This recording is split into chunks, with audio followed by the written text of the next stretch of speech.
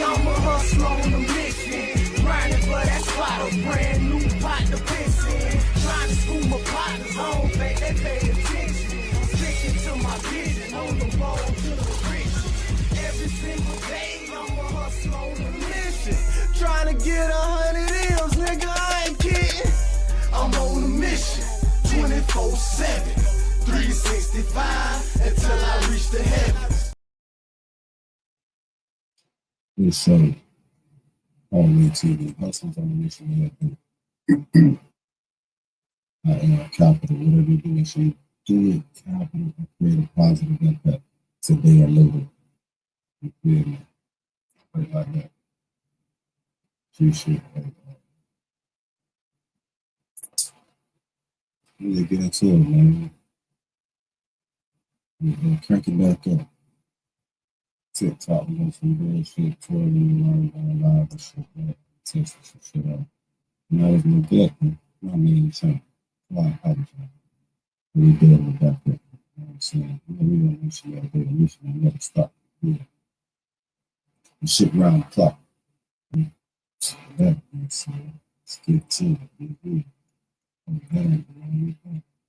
Let's get to the work. You feel me? A house shot up not once, but twice, shaking neighbors on Detroit's West Side. While visiting that loved one's grave, they found a body. That person called police, and officers from the 8th Precinct came out to investigate.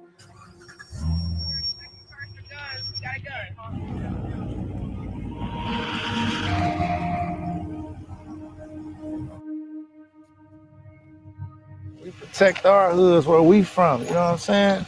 It's my block right here. None of the parents let their kids come out because they still going off of what the block used to be. They haven't accepted what it's becoming. You get what I'm saying? It's like they don't believe it yet. And we genuinely just trying to turn this block into something better than what it used to be. I've seen a lot of shootouts and niggas getting popped and dropped, all kind of shit over here, you know what I'm saying?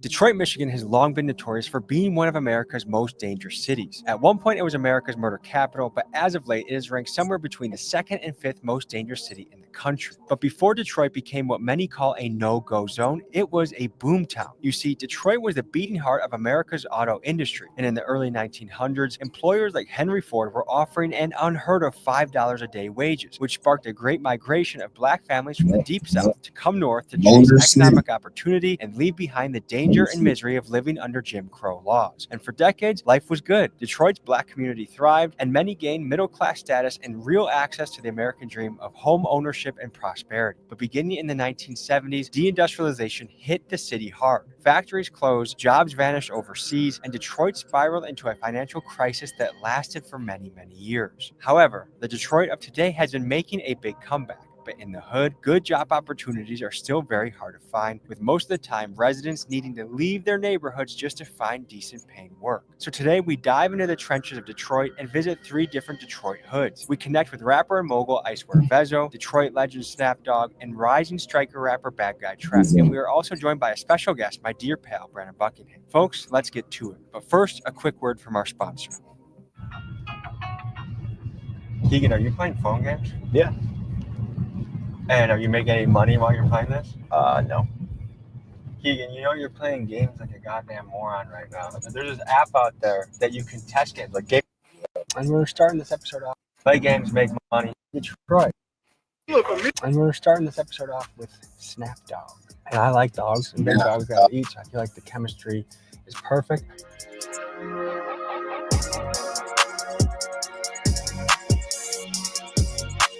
How you guys doing? You look familiar as hell, bro. Good to meet you. You look familiar as hell. Probably seen him on one of the Instagram reels. What's up, bro? How you doing? I'm Tyler. So tell the people, where are we right now? M Block, man. 27 days. A Bronco day, 27 day. What's Bronco Day? My brother day. You know, this is day to day. You had a twin brother. Yeah. Identical twin. Yeah. Something happened to him though. Yeah, he got shot by a cop trying to break in the house. He was trying to break into a retired cop's house. Yeah. To rob the place? I guess. I don't know. Today Today is a very special day because he's I was really honest. 32 done done. Oh, that nigga. Yeah, nigga. Let me tell y'all this.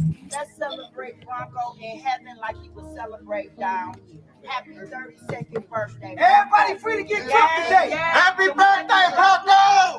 Okay. Everybody say happy birthday, Bronco. Happy birthday, Bronco. That's one of the realest white boy in America right over there. Brandon Buckingham. You the Brandon Buckingham. He's been doing curls. Dude. It's okay though. You look cool, bro. I fuck with the glasses, the mustache, all that, gang. Yeah, nice to meet you guys. Yeah. Thanks for having You me. got the mic and everything. Yeah, nigga, we sliding, gliding, we ain't motherfucking hot. Nigga, son out guns, I be scared, stay your bitch ass in the house. Nigga on Jesus sandals, ask my mama and them. These niggas don't make it to the hospital. Yeah. That's what I was gonna say. Took the words right out of my mouth. Right? Yeah. Unlock the world's largest, most liquid financial market with Forex. We're pulling up to Vezzo's neighborhood, who is widely regarded as one of the realest guys in Detroit. Just a guy that the city really loves. He'd be a guy that I want a lot of young men to hear and look up to.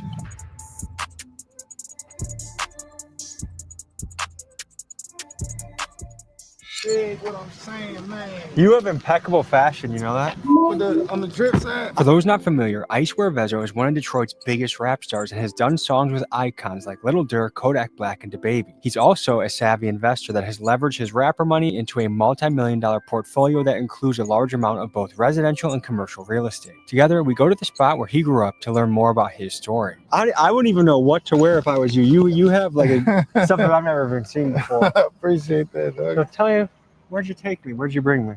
This the house I grew up in right here. You know what it is now? It's a adult home.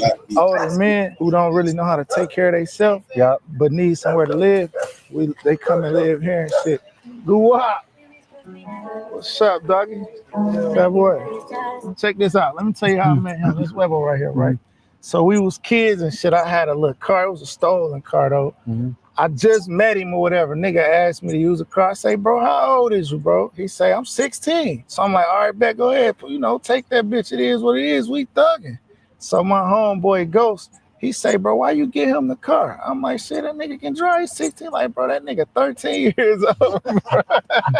I feel like one thing Detroit's known is for finding ways to make money. Like it's a hustler town. No, this is though. You know, this is a city of hustlers. We ain't really. This one really like no heavy gang banging type place. We get money, niggas. We main so represent our areas, our neighborhoods, protect our hoods where we from. You know what I'm saying? It's my block right here. It's time. You ain't no kids outside. None of the parents let their kids come out because they still going off of what the block used to be. They haven't accepted what it's becoming. You get what I'm saying? It's like they don't believe it yet. And we genuinely just trying to turn this block into something better than what it used to be.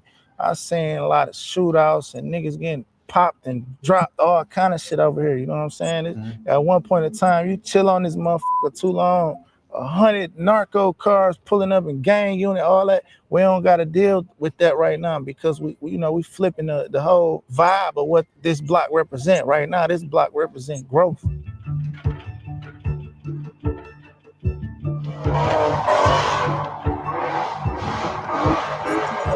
This shit ain't day. You feel me? I'm Tom. This shit my fault. Nice to meet you. I'm bullshit. I'm drunk. It's all good. It's all good.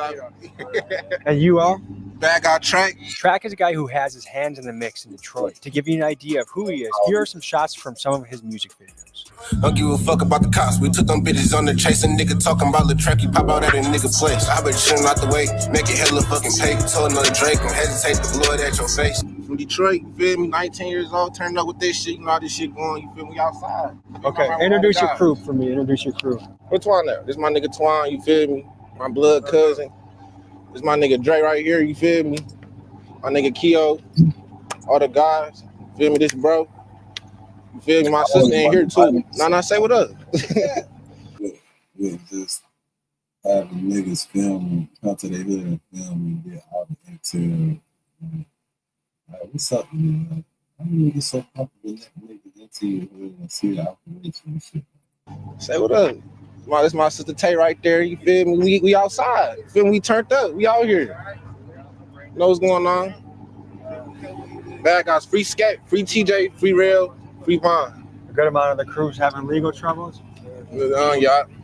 You know, free the guys, you feel me? Little minor bullshit, but we gonna shake back every time. Loki, I had my older brother Tato that passed away. He used to say it all the time. They had a little, you know, when they was younger, they had little shit going on. Shit, I just carried it on. My brother passed away. You know, that shit really mean a lot to me. We stand tall on it. You feel me? You know, all this shit going. All right, what's up, Brandon? What's the word? I see some of your videos too. Hey, thanks for having us out here. Hell yeah, you know we about to tee up. We got the big dogs out here. Big dogs. Big dogs for sure.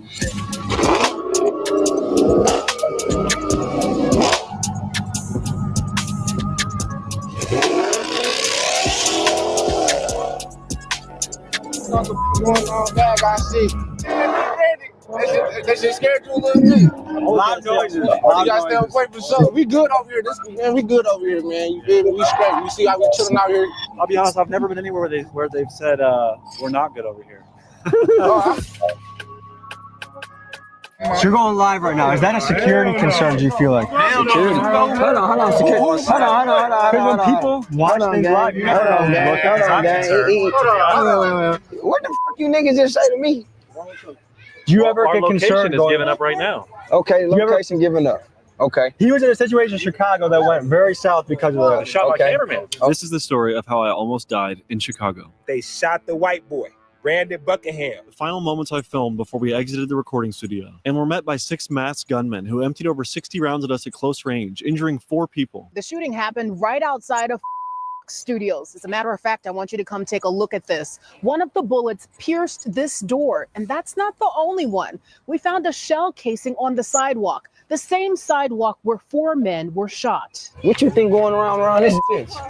I don't know. Shootings, murders. No, nigga, my block, nigga. This block, 27 block. Well, I'm trusting you have it secured, but this bitch always secured, boy. Do you guys have any snipers? Because I'd like to know if there's a sniper. Ain't nobody coming through here. We don't got beef. We humble niggas. You don't want to beef with us. We got love out here in the streets, bro. Bitch. I will say this: I've been in 3 different shootouts, and every time people said a very similar sentiment about it. And guess what? Them niggas got ops, and they tell you they had ops. They know they can't be on their block.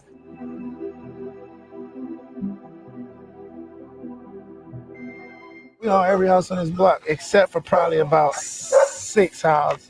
Between, you know, me or my brothers and like my family, my cousins and shit, we all used to live over here, and we all came back and bought some shit. Yeah. I sold this house. They ain't did shit with this house. This was my first house I ever bought. I bought this house when I was 18. How much did you buy it for? I spent $2,500 on that house. $2,500? $2,500. Okay. Yeah. How much work did you have to do to fix it up? I put about $20,000 into it. I did the wrong thing with the crib. It was my first crib. I turned it to a trap house. I spent $10,000 on this crib right here. I put about $50,000 into it. The average rent for a house like that? Anywhere from $900 to $1,100 a month. That's an unbelievable deal. First property I ever got, 4-unit building, $157K. Each unit is rented out for $800, brings in $3,200 a month. That was a good deal. Solid deal. Yeah, because that's long-term money. That's long-term finance. That's a building that you don't sell. You keep that. You know what I'm saying? That's appreciated well. Yeah, exactly, bro. That shit gonna, you know what I mean? The building gonna eventually pay for itself. Then everything after that is just profit. Have you ever had to deal with, because now you have money, either people think they're gonna get a better deal from your, hey, hook it up, it's family. Without a doubt. It's always like that. They see the $1 million paychecks, but they don't see the 50, 60K overhead. They gotta go into this shit. This shit ain't easy, bro. This shit take a lot of money, bro. Like, that's for everything, though. You know, you gotta still pay for the bitch. You gotta pay for the marketing. You might gotta pay a PR company. Taxes on that. Videos, everything. You gotta pay taxes without a doubt. Ain't no way around paying taxes. A lot of rap niggas done went broke because they don't believe in paying them taxes. When you see how much work you put in, what you survived to get to where you are, and you see a lot, bro. And you see 35% of your shit getting taken by Uncle Sam, how does that make you feel? I feel like shit, bro. I don't like it, because in reality, what the fuck is we paying taxes for? If only the people could unite under one banner. We'll never unite, though. We'll never unite. We ain't ready for that because it's too much division. How did you get hip to investing? Did you have a mentor? Did you learn? How did you figure it all out? I figured it out mainly on my own, you know, by force. Just I'm back being against the wall. You heard? It wasn't nothing that I wanted to do. I ain't planning on being no businessman or doing this, that, and the third. It just happened, you know, just natural instincts, just being a hustler. Are you shooting for a particular number? Or are you just kind of in it? I'm shooting for that dollar. Yeah, I want that dollar. I need that dollar. Is business a sport to you? Yeah, it's fun to me. Yeah. Without a doubt. It's therapeutic for me. It's my fun. It's what I do for fun. What's the fastest you think you've allegedly gone in a car? I ain't touched 200 yet. You feel me? That bitch, I'm scared of that shit. You feel me? I did 180 though. 180. Was that scary? It wasn't even scary. You feel me? Once you on the clear ass freeway, just dogging that bitch, you will be straight. Yeah. You could evaporate going 180 and crashing. For real. As long as you know how to drive, you'll be straight. Huge a lot in Detroit. People keep telling me it's on the floor, and then I check the floor and there's nothing there. What that means is like, you feel me, it's going on. You feel me? On the floor, me like, oh, this shit going on. It's on the floor. You feel me? So like, say, y'all, you checked in with me earlier. You gotta get outside. Tell you what, it's on the floor. You feel me? That's what it means. I don't know. Like, I didn't bring a dog here, but people are talking about dog shit and stuff. Dog shit is like paint. You feel me? Like, I got a lot of dog shit on me. Yeah. What was the youngest when you saw something crazy go down? I was probably about like the age of 8. 8? See, I was like 8 years old at a Halloween party and shit. Feel me? Shit started getting wild in there. You feel me? Shit got crazy in there. I don't want to say too much on the cameras though. You feel me? I want to ask, how do you guys feel about like the big trend of disrespecting the dead and smoking on? We don't play that. We don't do that. We don't even do it. We don't do Even if you do it to us, we don't even do it. Now we might come talk to you in our way, and you ain't gonna do it no more. The youngs be doing, the young niggas, YNs do that shit, but we don't diss the deads, man. We smarter than that. Yeah. You telling on yourself, gang. You just launched a song called YNs that was really good. Yeah, show the young niggas how to get money. Get it off the rebound, we drumming. Shit straight, pull it down, we thumping. Yeah, switch 20 got blow like Trump. I can get a nigga wet for 100. 10,000 on his head ain't nothing, nigga. Last nigga pulled down talking crazy. We had to strip his ass butt naked. I said the quicker then to run it back. If you try to run, we ain't gon' chase. Bitch nigga thought I was talking raps when I say I'm counting all of these faces. Yeah, hey. I would say that's one of the best verses we've heard in a long time. Yeah, gang. That's real street shit, gang. You We need more of that. Rap to me has lost its way. There's not enough people writing good bars and making things happen. Yeah. It's exciting to hear that. Yeah. You guys remember the app from earlier?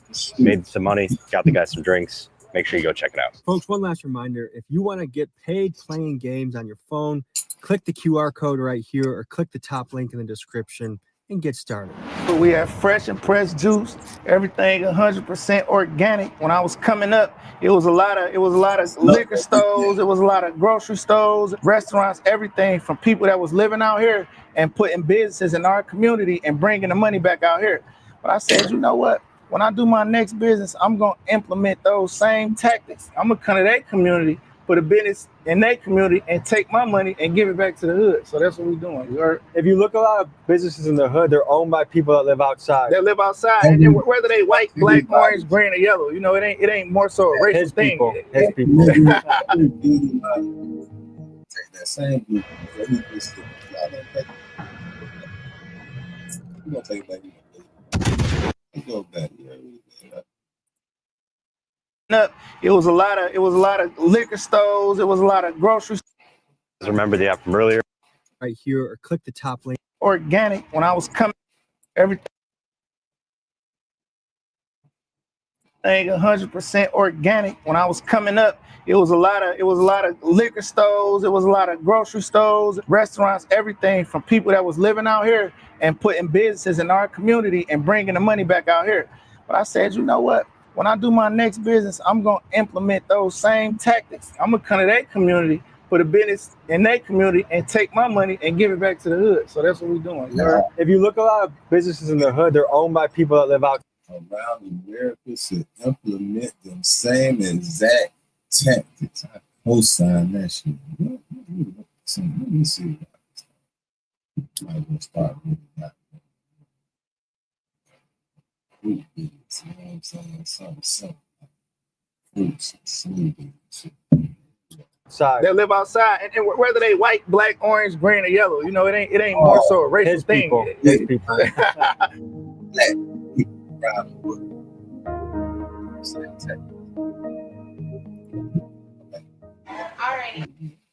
It was a lot of liquor stores. It was a lot of grocery stores, restaurants, everything from people that was living out here and putting businesses in our community and bringing the money back out here. But I said, you know what? When I do my next business, I'm going to implement those same tactics. I'm going to come to their community, put a business in their community, and take my money and give it back to the hood. So that's what we're doing. You heard? If you look at a lot of businesses in the hood, they're owned by people that live outside. They live outside, and whether they white, black, orange, green, or yellow, you know, it ain't more so a racial thing. His people.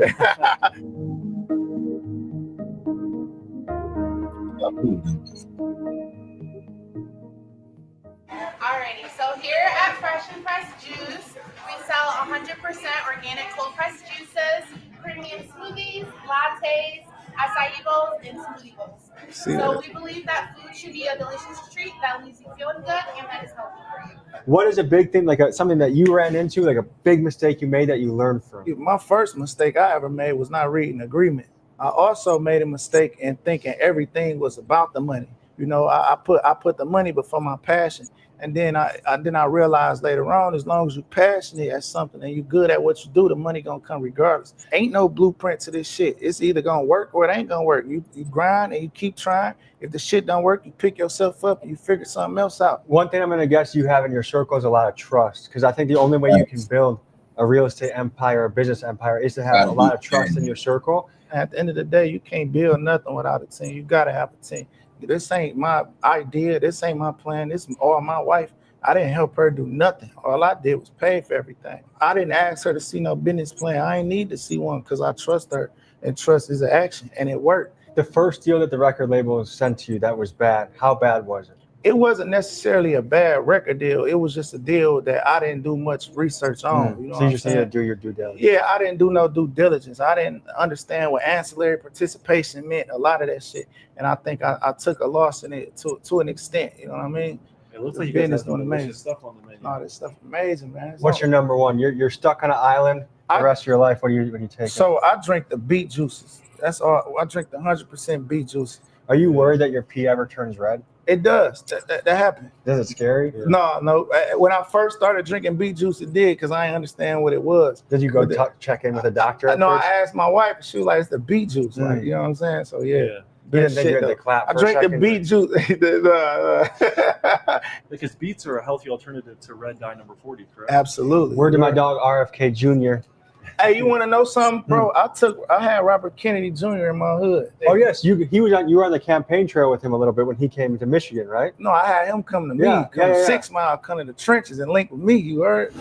No, man, it's Big Ice on the east side, on 6 Mile, in the middle of the trenches. You know, we got RFK Jr. up here today. That dude's the real deal. That's my guy, man. That's a good dude right there. I fuck with RFK Jr. the long way. That's Me my too. boy, man.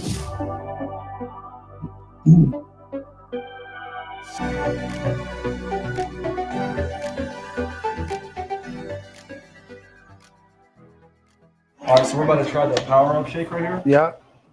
Yep. Cheers, Tom. Power up. Oh, I forgot. Y'all do cocaine, right? Because it's cocaine in it. It's like, no, I'm fucking with you. I prefer fentanyl, but this is pretty good. 100% healthy. Cheers, man. bro. Cheers, brother. Well, I can say right now without a shadow of a doubt, this is delicious. Keep it 100, gang. I swear to God. Don't cap to the people, man. I Tell would the have no truth. problem telling you, like this is a little bit different. All right, I bet. don't really like it. This is delicious. It's called a doodle right here. You know what I'm saying? We call this a doodle. This is a dookie. This a little dookie butt. You know what a dookie butt is? A dookie butt is 100 racks. Yeah, a dookie butt. This is a dookie butt right here. You know what I'm saying? Sometimes I ride with this type of shit on me just because I might fuck around, see something I like a house or something like that, and just buy the bitch. You heard? What you want for the bitch? Let me get the bitch right now. I want the bitch right now. You heard? Let's get it, man. Y'all ready?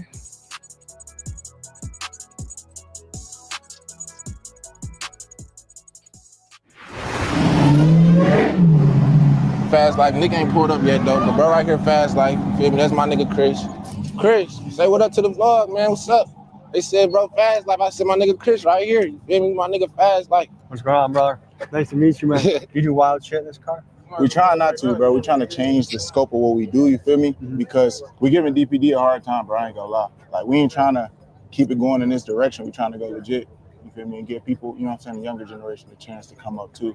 So, what do you know about the red zone? Shit, y'all lucky to be out here right now. Shit, y'all lucky to be out here. Y'all tapped in with the right people, yeah. It's some blocks over here, bro, that don't got a house on it, like, at all. Not one crib. Because it's vacant? Yeah, all Vandos. I had to come from downtown just to get here, bro. It took me a little minute to get down here, but I'm like, shit, the red zone, you gotta be on your toes around here. So this is like the warning before you get even a little further. No, you in the red zone, bro. Like it's all the green zone, you know what I'm saying? It's all the zones, but you in the bad one, you know what I'm saying? You could die over a pair of glasses out here, bro. Did you guys know a situation where that's happened? Yes, bro. Yes. You can just come out the gas station. A nigga seen you going there with some bus, wait for you to come out and run past you and snatch you. Hey, you can put on any beat, and I'm gonna do this with CP style. 20 slides on me in your city. This a green town. I can't even tell you how much that I lost at Greek Town. My shooter missed a shot. I got his cleanup. That's a rebound. My mama and my lawyer, the only two I got on speed dial. My attorney trying to get the case dismissed before the pretrial. My ex said I treated her like shit, but I don't see how. Here, this is for the groceries, Miss Billis. We about to eat out.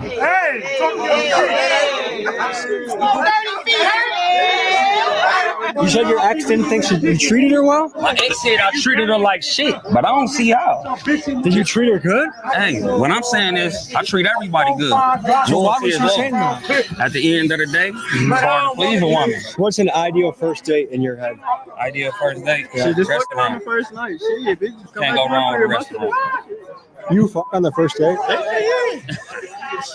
How does that work out? Great. Yeah. What you mean? How it worked out? Sometimes it's good, sometimes it's bad. As long as you don't get burnt. Like gonorrhea burnt? Yeah. Yeah, I've got that once. I went on a raw dog spree when I was a young man, and it didn't. Right now. And it didn't work out. I got a kid though. Do you got a kid? Yeah, so I'm done with all that. How many? One. How many you got? One. Yeah. What do you think makes Detroit unique? Shit, just our culture, bro. Just how we move, bro. It got motherfuckers interested. You know what I'm saying? Like shit, Bush, you feel me? Culture, it got motherfuckers just want to move like us, talk like us, just like how the Atlanta rappers had their shit. You know what I'm saying? Can you give without hitting the camera? Can you show them a little combo? I can film you while you do it. You want me to show it on you? Come here. Oh, yeah, we're here. Huh? Okay. You gonna let me hit you? No. If you hit me, I'm taking you to the ground. You know what I've done for 20 years? You say what? So listen. This isn't a good idea. If you can try to get me on the ground and I'm gonna try all my power. But here's the thing. Listen. I like you. I can try all my power and knock your ass out. Like, I don't think that's if you win, you put me on the either of ground. us. How's that benefit either? It's just showing we athletes. You look like you can take opponents though. You look like you get some. Yeah, I ain't fucking with you. But no, I'm straight, bro. I'm straight up. Them niggas with them ears, bro. Hey, them niggas be on the. Hey, they do their thing, gang. I give you. That's why. Look at his ear, nigga. You look like he'll just take a. No, I know the cauliflower ear. I'm a stupid Polish person. Whoa. Rose my big ass strawberry trying to bite him, snaps.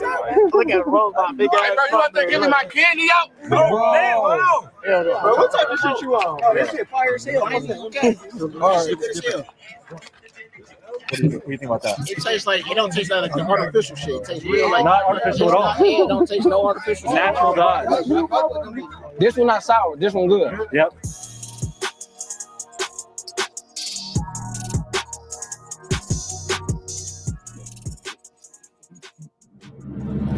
Talk about Milwaukee a little bit. Were you one of the first guys to really, from out of state, to get your eyes on their talent? Team Eastside was for real, and then me, yeah, for sure. Who's Team Eastside? That was a rap group. That's Peasy, Babyface Ray, GT, Dame Dot, Soda, rest in peace. Oh, so a lot of big heavy hitters. Lil Perry. We was all basically a group. I wasn't like no official member. I was a solo artist. You know what I'm saying? But we all won. The block I just had y'all on, Babyface Ray from over that hood too. That's his hood too. You guys grow up together and hang out? I was moving a little differently than bro was, you know what I'm saying? But it's something like that, you heard? I gotta ask you something. Rappers love to wear sunglasses inside. Can you break that down for me? You know, motherfucker just can't see your eyes, you know what I'm saying? Like, you heard? Like a poker player. Yeah, like a poker player. It's like you don't really know what bag I'm in right now, do you?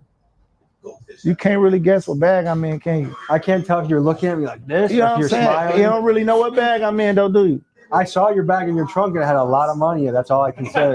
What was it, though? Dookie butt. I had a little dookie butt on me. One day I hope to get myself a dookie butt. You already got a dookie butt. I know you got a dookie butt. Well, I know how y'all moving. Y'all don't care about this type of shit, jewelry and This shit is frivolous. I mean, your name is Iceware Veggie. You can't not Then have I gotta ice. have the ice, huh? I'm retiring the ice after the day. Fuck the ice. We don't wear no more ice no more. We only I'ma smoke stack, ice. I'm gonna stack all my dookie butts up. I do. You know what they call ice in the streets? You don't know the nickname? Besides ice? Yeah. You probably heard it, folks, and never even put two and two together. It's Vezo. Why the fuck they name meth after me, bro? Why they do that, bro? Maybe you're a high energy man. No, they ain't got nothing to do with me. I want to smoke some Vezo while hanging out with Vezo. That would be a That'd be fire, bro. We should do that. Damn, that'd be turned. I'll write 8 bars, 16 bars. Yeah, we do the 8 ball and then we write some 8-bar verses. Damn, that's gonna be lit, bro. All right, we're pulling up to a supposedly notorious gas station in what they call the red zone in Detroit. We outside. You see how this shit going? Man, we out here. We scared, man. This is a busy gas station, huh? Oh, for sure. Why do they call this place the red zone? There's a lot of bloods over here. I'm from the west side, though. You feel me? It's not in my area, but you see me still outside. You know, I'm out anywhere. Is it scary to go in not your area? Shit. You feel me? Tapped in everywhere, for real. I'm tapped in everywhere. Everybody know me. Everybody fucking back out track. The reason why it's the red zone because it's red on the map in Detroit. You feel me? That's why it's called the red zone. A lot of blood clicks are here. Right. Shit. How you doing, man? You guys have some cool cars, too. Just some do say in that bit. It initially started from them sliding on the freeway, and it turned into sliding at intersections, and it turned into a legal pit, which got shut down. Hey, I ain't gonna lie, if they bring another legal pit out here, all this shit have damn near stopped. Everybody out here ain't got whips, you know what I'm saying? Everybody can't pull up Hellcat brand new. Yeah, this looks like an expensive automobile. I treat it like it's $5,000 though. You beat it to shit? I beat it to shit. You ever heard the famous word "get back or get smacked"? That's why. It's a body. A body. Human body. Every business owner with people out in the field needs to know about Connect Team. It works? Oh, like you wouldn't believe it. My team puts in their availability, I click auto schedule, and boom, there we go. What's the best job you ever had? What do you think, nigga? Being an entertainer? There you go. I worked at KFC for 3 days. The nigga told me to clean the bathroom. I said, I quit. I was in the 10th grade. Well, I was like 15. Did you even open the door to look to see how bad it was, or you quit before that? I'm not even looking. Niggas over with. At that moment, I knew in my head, I gotta get money. I'd be damned for motherfuckers tell me to clean bathroom.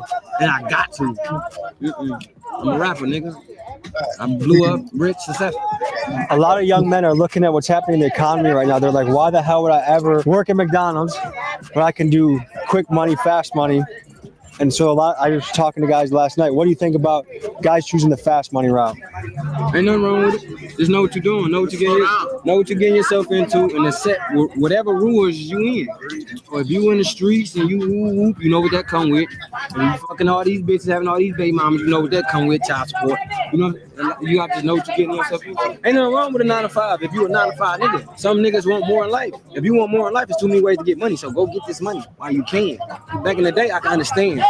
It ain't technology. It ain't Come on, man. You get money on TikTok. You get money on Twitch. You get money on YouTube, Instagram, all type of shit.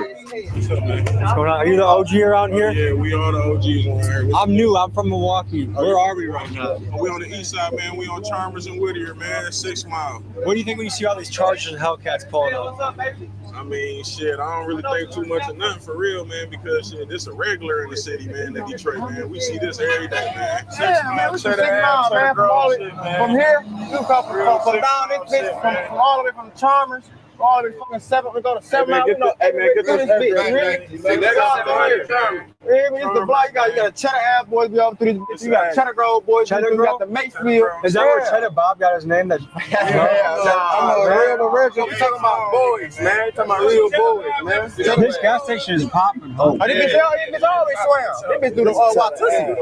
I'm the most country nigga you gonna hear out here. Wait, did you say Watusi? Yeah, Watusi. Can you break down that lingo for me? It's like an old school dance. Oh, okay. Like a square dance. You know what I'm saying? This bitch get the. I guess you know what I'm saying? They finna come fuck shit up. They love to fuck something up. Did you see a cop car? It's right there. They got the damn corner. White cars. They gonna have the black cars pull up. Yeah, that's how they do it. Got a gun. Hey, bro. The area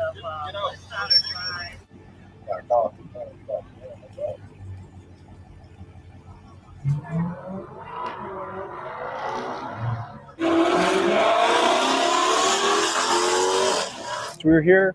The scene got cleared by police. Cars sped off. That's our cue to leave. So we're out of here too.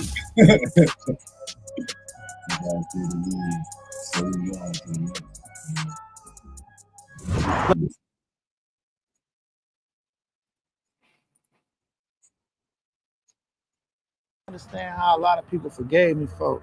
You know what I'm saying? We thought rapping was cool. Like, let me tell you what we invented. We invented front door, back door. You know what that is? Back door and somebody? The front door, back door. No. See, I didn't even have to use a gun half the time. We have a nigga pull up on the block with like 5 bows. You heard?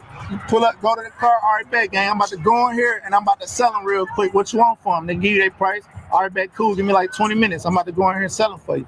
You grab the bows, you go in the front door, then you walk out the back door, you jump the fence through the alley, and you have a car waiting for you on the other side of the street. You get in that car, and you leave the guys waiting in front of the house for as long as they gonna wait. You just finessed him. Yeah, that's the front door, back door. We invented. Hey, Webo, tell them, explain the front door, back door. Pull up on me at the store in the front, take your money, take everything, whatever you need. I'm out the back door and I'll catch you later. Ain't no robbery, Ain't no robbery, nothing. That's a real unarmed robbery. Yeah, no robbery. You can't get in trouble for it. What I do? But this was the wrong. I just telling him. He used to do some shit. Well, I used to get mad like, dog, why you doing him like that? I was wild, bro. Like in real life, bro. I was wild. So you even felt bad for the guy he robbed? I felt bad for him.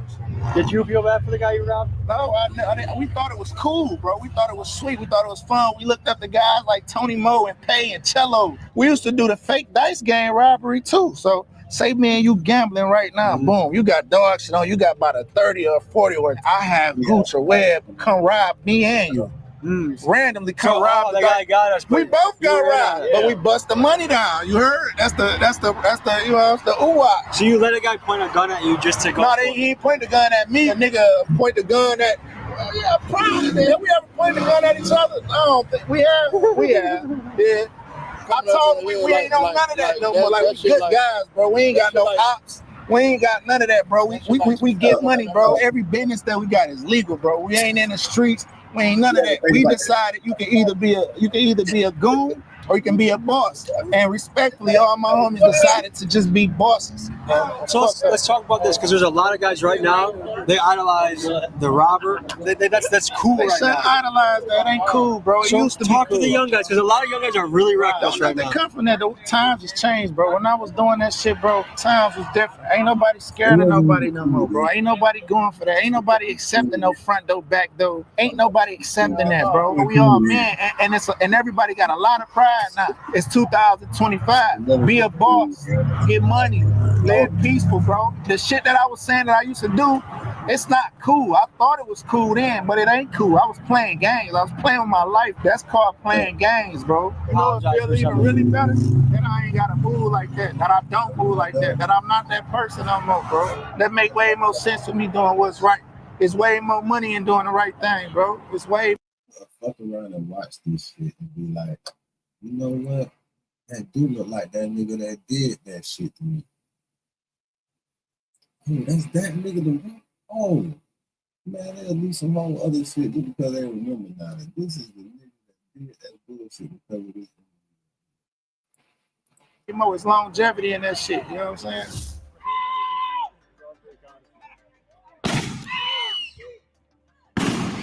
Ladies and gentlemen, this has been the evening in Detroit. Thank you for joining. Check out Snapdog. Got him linked in the comments below. He has a new song out called YNs. You gotta do the slider dance. That's to the YNs, bro. Like y'all got a pistol. Okay. Whip it out. Yeah. Y'all got a copy. No. Like this. No. Oh, finger. Finger. Ain't that bitch. Come on. You gotta break. Get out. I got a shotgun. What do you got? Nah, nigga, you need a handgun. Jesus. Come on, man. Hey, there you go. Then you gotta walk with that bitch like that. Hey, there you go. Hey, get down on the ground.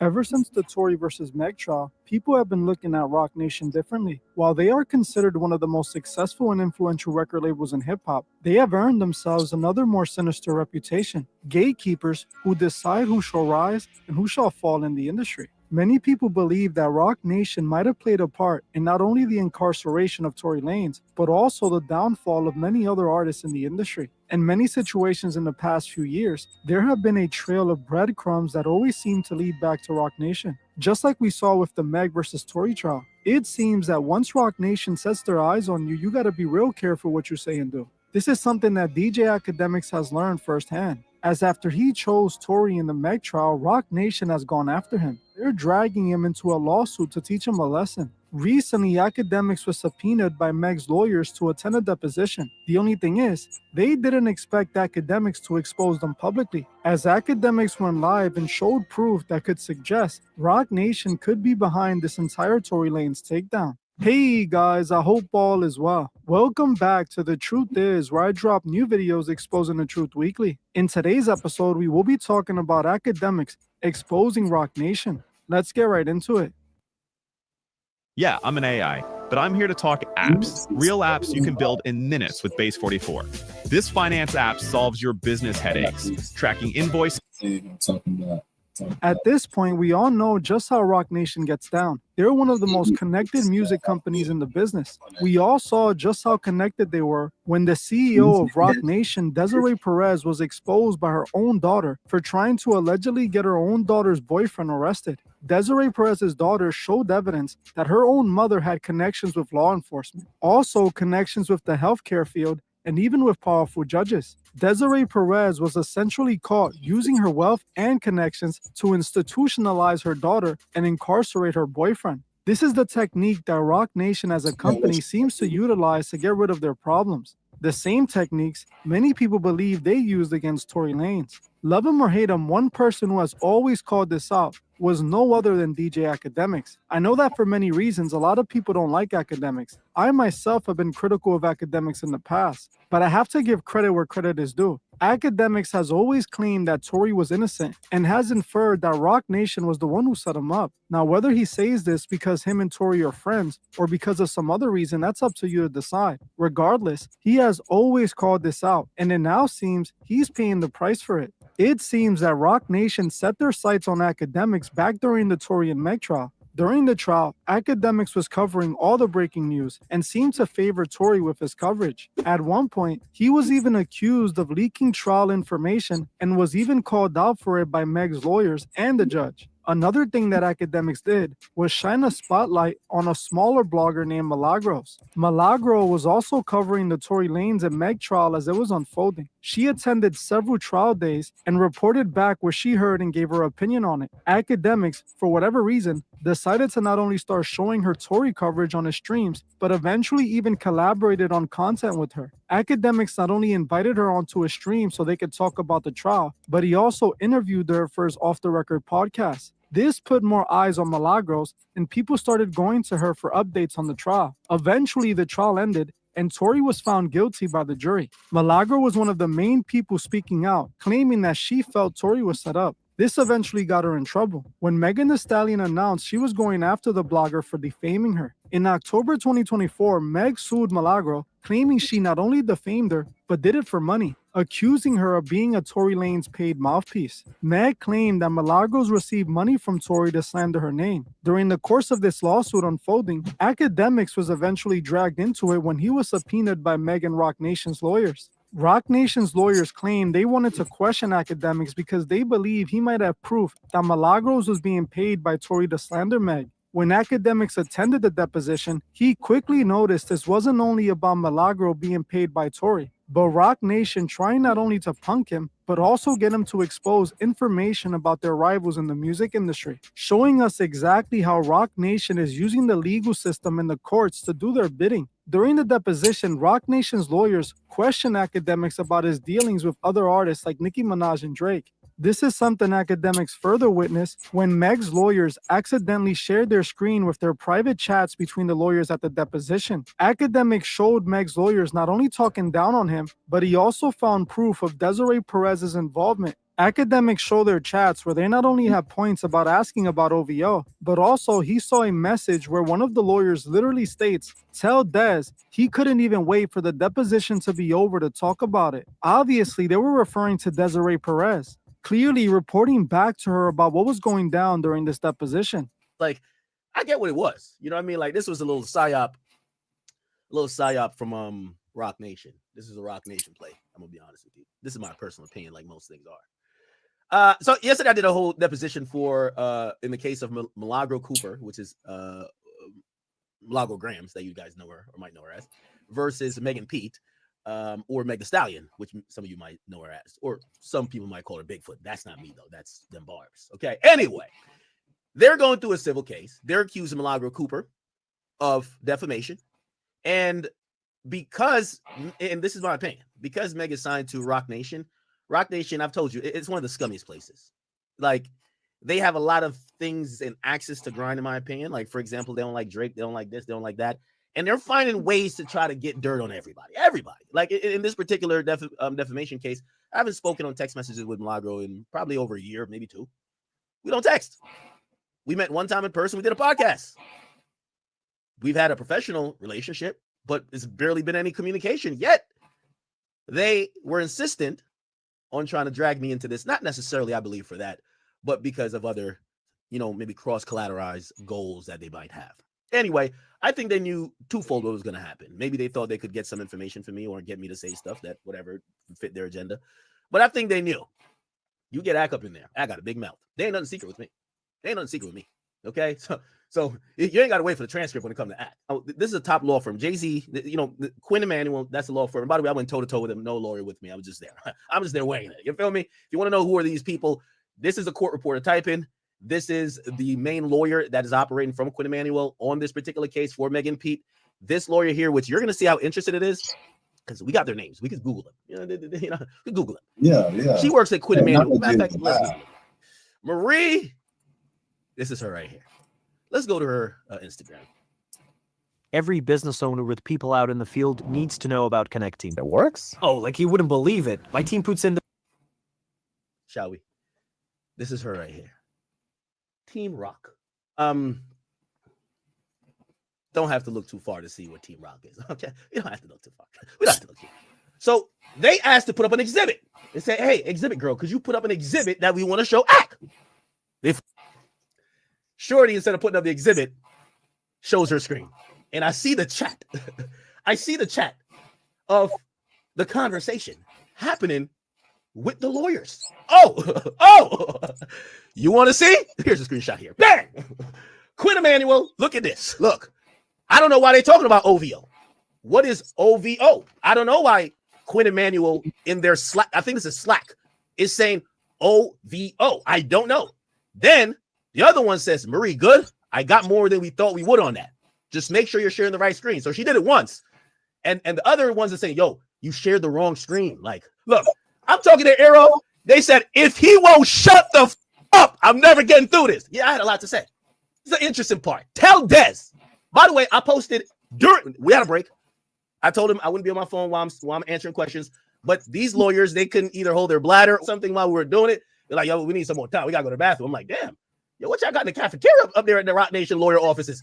She says, and this is where I realized we got you. Y'all are liars. Tell Dez. If you're the lawyer for Megan Pete, why would you need to tell Dez? Who's Dez? The only Dez that I know, and I could be wrong.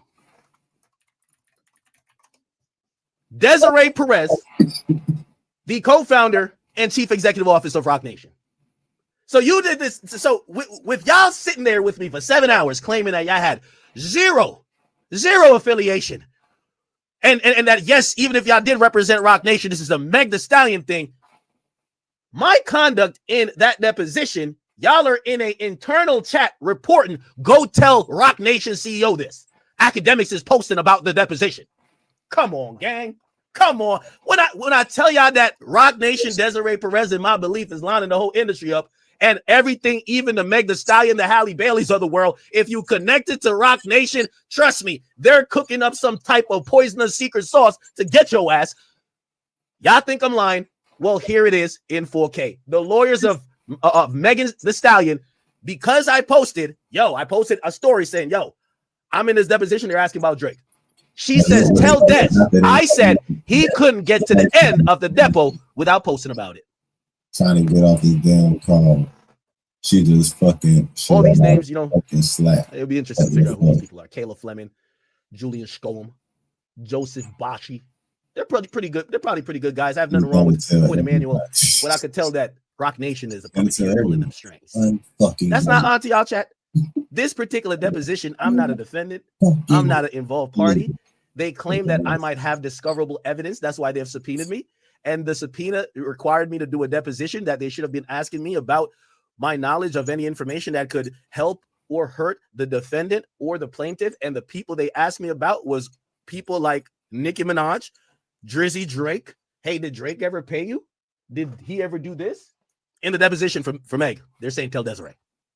This was very interesting and extremely revealing. While Rock Nation and Desiree Perez have denied the rumors of being involved in the takedown of Tory, it's strange to see Meg's lawyers talking about reporting back directly to Desiree Perez. Why does the CEO of a massive company like Rock Nation have so much interest in a lawsuit filed by Meg against a random blogger? In my opinion, Desiree is deeply involved in this Tory takedown. We always hear her name when things like this happen.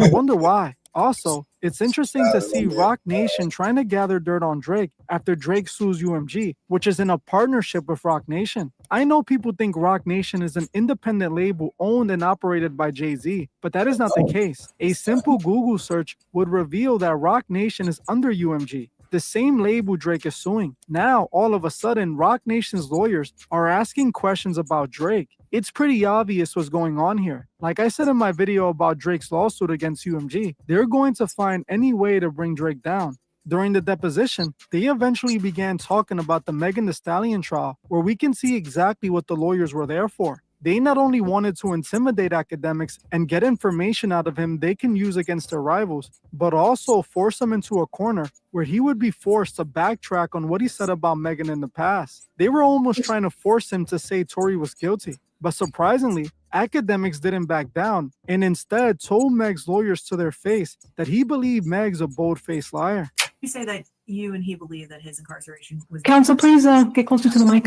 Sorry, when you say that... Let's try this again. When you say that you and him have had conversations about his incarceration not being that fair, you're referring to Mr. Lanes' incarceration? Oh, no, I didn't say we had conversations. I said our disposition. I think we have similar dispositions. I didn't say we talked about it. I said I along with him believe he's incarcerated unfairly. I mean, I think we don't need to have a conversation about it. He has filed multiple appeals, and me personally, I have, in my personal opinion, I think his incarceration is BS. Yeah, and unfair. Yes. And by unfair, you mean unjust? Yes. And by unjust, would you say wrongfully convicted? Yes. What's your basis to believe that he was wrongfully convicted? The basis would be, I sat through and watched. I thought the burden of proof was on the prosecutor to prove beyond a reasonable doubt that Tory Lanez was not only in possession of a weapon, but shot Miss Pete. And I had a lot of doubt. There was a lot of doubt that I thought was more than reasonable. So under that premise, I don't to prove beyond a reasonable doubt that Tory Lanez was not only... Believe that he was wrongfully convicted. The basis would be, I sat through and watched. I thought the burden of proof was on the prosecutor to prove beyond a reasonable doubt that Tory Lanez was not only in possession of a weapon, but shot Miss Pete. And I had a lot of doubt. There was a lot of doubt that I thought was more than reasonable. So under that premise, I don't see, or I couldn't stand behind a decision to put somebody in jail for 10 years when there's more than what I believe is reasonable doubt that he didn't commit these crimes. So, from there, I'm not gonna agree with any type of incarceration of him. My work is easy because I use ClickUp. Here's how I keep track of all my tasks. I start by brain dumping everything I need to get done in a... How could you not? You thought that there was sufficient evidence to sustain a conviction against him until after the trial concluded, or did you speak on it during the duration of the trial? Oh, definitely spoke on it during the duration. When people are watching me give an opinion or cover a trial, it's definitely rooted in how I see it, mixed with, hey, listen, these are the facts. From the get-go, I definitely thought, hey, listen, this is a crock of BS. The get-go where the victim was supposedly, I felt like she was just lying. I felt like she was an habitual liar. I felt like she couldn't tell the truth to save her life.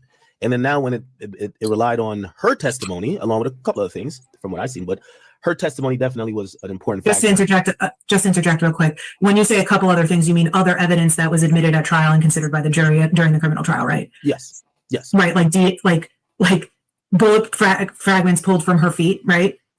At surgery. Something. Say again? Okay, let's try the question again. She just objected to form. That's okay. You can still answer, but I'll repeat the question. Another form is that it's assuming facts, not in evidence. Okay, that's not an objection during a deposition, but okay.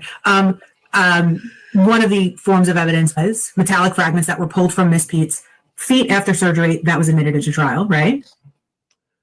Yes. Are we? I mean, I could broadly lay out why I feel that way, unless you're trying to get me to agree or disagree with each single point. The point of, and I'll sum it up for you. I'm going to think someone is a liar when they get pulled over by the police and they tell the police I stepped on glass. I didn't get shot. Oh, you did it? No, man. I mean, no, sir. I didn't get shot. Oh, you did it? No, man. I mean, no, sir. And it doesn't come out later until you're mad. I like to say all those things because people's objectives change over time. So if I was supposed to believe this person who ends up being the star witness, when she first gets pulled over, she stepped on glass. If I was supposed to believe her in trial, when she now hates this guy, and we all know, and again, I'm saying we all know, but I'm saying it from just a societal perspective. Listen, there's no girlfriend that's going to have a bad breakup with you and then go say, this guy is the best guy ever. Stories are always going to change, perspective change. Then she says, no, he shot me. So again, I'm going off of those things, and I like to believe women. So when she tells me one thing and then she tells me another, I don't know what to believe, right? And to me, that's doubt already. That's doubt. Okay. Well, let me ask you this question. And you didn't even go to a single day of the trial in person, correct? No. Okay. And you understand that after the trial, a jury came to a verdict, right? I mean, that's how trials go. The verdicts is usually Right. And in this case, a jury did come to a verdict, correct? Yes, they did. They did. They convicted him. I still. That's right. And they came to that they came to that conclusion unanimously, right? Yes, and I still disagree. Okay. But unanimity means that all 12 juror members signed on to the same verdict, correct? Yes. After hearing all of the evidence, all 12 individual members of the jury agreed that the prosecution had proved.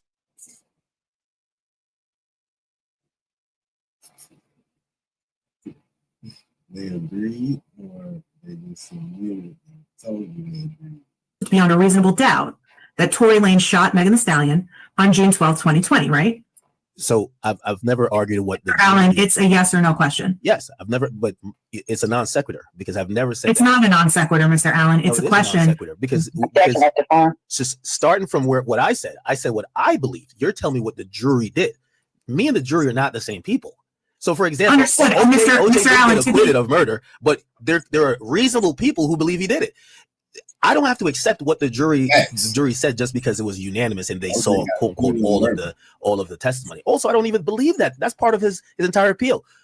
We have what's part of his entire appeal? What's part of his entire appeal? Well, there's evidence and testimony that I think is. Let me lay this out. Megan Thee Stallion is a flat out liar, in my opinion. What's your basis for saying that she's a flat out liar? I've seen her say something on Gayle King, and then when it came to being questioned by the prosecutors and being on the stand, she said something different. If that's not a lie, you tell me what it is. Okay. Mm-hmm. So she was clearly intoxicated that night. I don't think that's a something we have to debate. Kelsey intoxicated that night. Okay. Tory intoxicated that night. The only person that was not intoxicated, the only person I wanted to hear, I don't want to hear from the drunk people. The only person that was sober that night was Jaquan or whatever his name is, Jaquan. He's the person I want to hear. Again, from what I've seen, Tory's team, they definitely fumbled that because they should have had him testify. He didn't testify. But if I'm a person, again, I'm not saying if we didn't accept the jury's decision, we would have went to break him out of jail. And we're talking about we as a collective in terms of the people of the United States. But we accept that a jury, when they do their job, they do their job. So we accept all their decisions.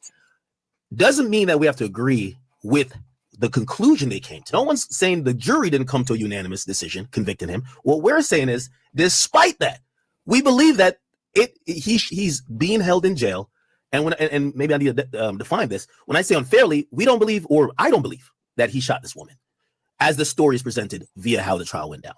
And what is your basis? So, what I fail to understand is, as somebody who did not sit through the trial, did not hear through all the evidence, what is your basis for your belief that he did not shoot Megan Thee Stallion, although a jury of 12 who heard all the admissible evidence disagrees with you? All right. So, Mr. Allen, what I was asking was, can you explain to me the basis for your belief that Mr. Lanez did not actually shoot Megan Thee Stallion when, in point of fact, a jury of 12 determined that based on all of the evidence that they heard, that he did. Ma'am. Objection, that's the form. Thank you. This isn't Good outsourcing, job. it's Good job. outsmarting. She runs two Good companies job. with a team of AI specialists, and it works. I'll answer the question, but I feel like we are going in circles. I flat out stated that, again, I could lay out 20 points if you want to just consume and eat up time having me do that. But the initial basis of me believing that this did not happen, as how, yes, he is convicted, is because I believe Meg Thee Stallion is a liar. She lied initially. She lied on the national news. And I am skeptical that the truth finally came out in court. Based on that, there are alternate theories that I feel and is suggested that that is more a, and again, this is from my perspective. So we're not, I'm not sitting here saying the jury did not. Okay, we accept. There's alternate theories other than him shooting her that would even substantiate why, first of all, maybe he's just the worst shot in the world. If he's shooting a chick and shot 5 times, not one of them directly connected, it's hard for me to think. It's a man and a woman. I get it. Meg is like this behemoth of a person, and Tori's this little small dweeby dude, whatever. But it's very interesting, and it doesn't make. Again, I'm using common sense. I get it.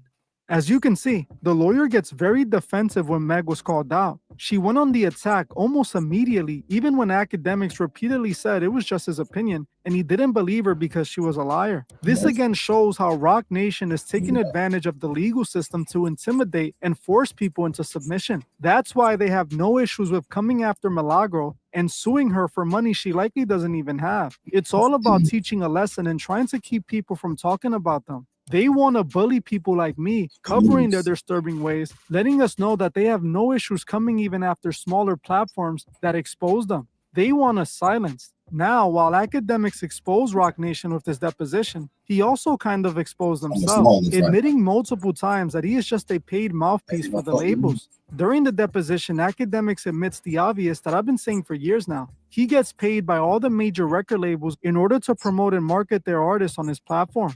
So they start asking me, well, who have paid you to promote this shit? You've pimped and I've said that. I pimped the record industry. I'm very proud of it. Positive impact. The music industry. Oh, yeah. Do you remember talking about that? Yeah, well, I don't remember it specifically, but if I said that, it was more of their labels, whether with their knowledge or not.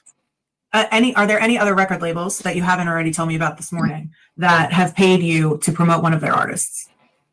That pretty much encapsulates all of them, right? I said UMG, Sony, Warner. Those are the 3 record labels that control 85% of all active. And by the way, I think everybody knows this, right? Like, there's no secret that's happening here where you're like, oh my god, I've worked with Interscope, I've worked with Republic, I've worked with everybody. Def Jam, I work with Def Jam a lot. You feel me? Like I've worked with Atlantic. Like, brother, if you're breaking news thinking that or think I'm about to like be lying about, oh, I've never worked with labels. No.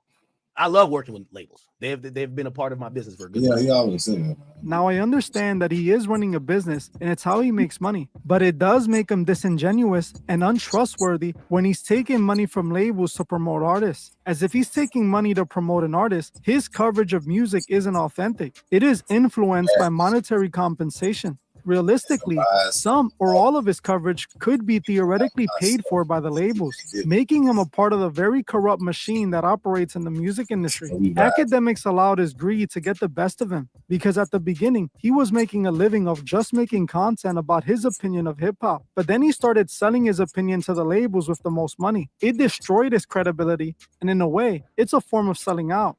This is why Akademiks won't back Drake in this lawsuit against UMG. Akademiks knows if he takes Drake's side, he's done in the music industry, as UMG is the biggest label in hip-hop and likely has paid Akademiks millions of dollars. He doesn't want to get on their bad side and lose all that money. Honestly, though, I am surprised he is willing to go against Rock Nation, as he's openly admitted to fearing them several times. Either way, I think it's good that Rock Nation is finally being exposed. They're obviously the new gatekeepers in hip-hop and are using their power for all the wrong reasons. I want to know what you guys think about this below. I want to thank you all for watching, and I'll see you guys in the next one.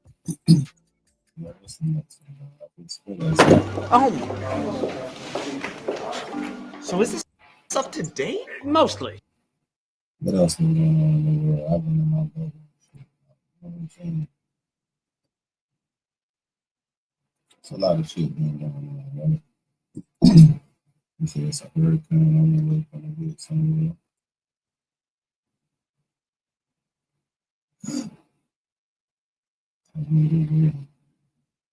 Maybe going right past Florida. Again.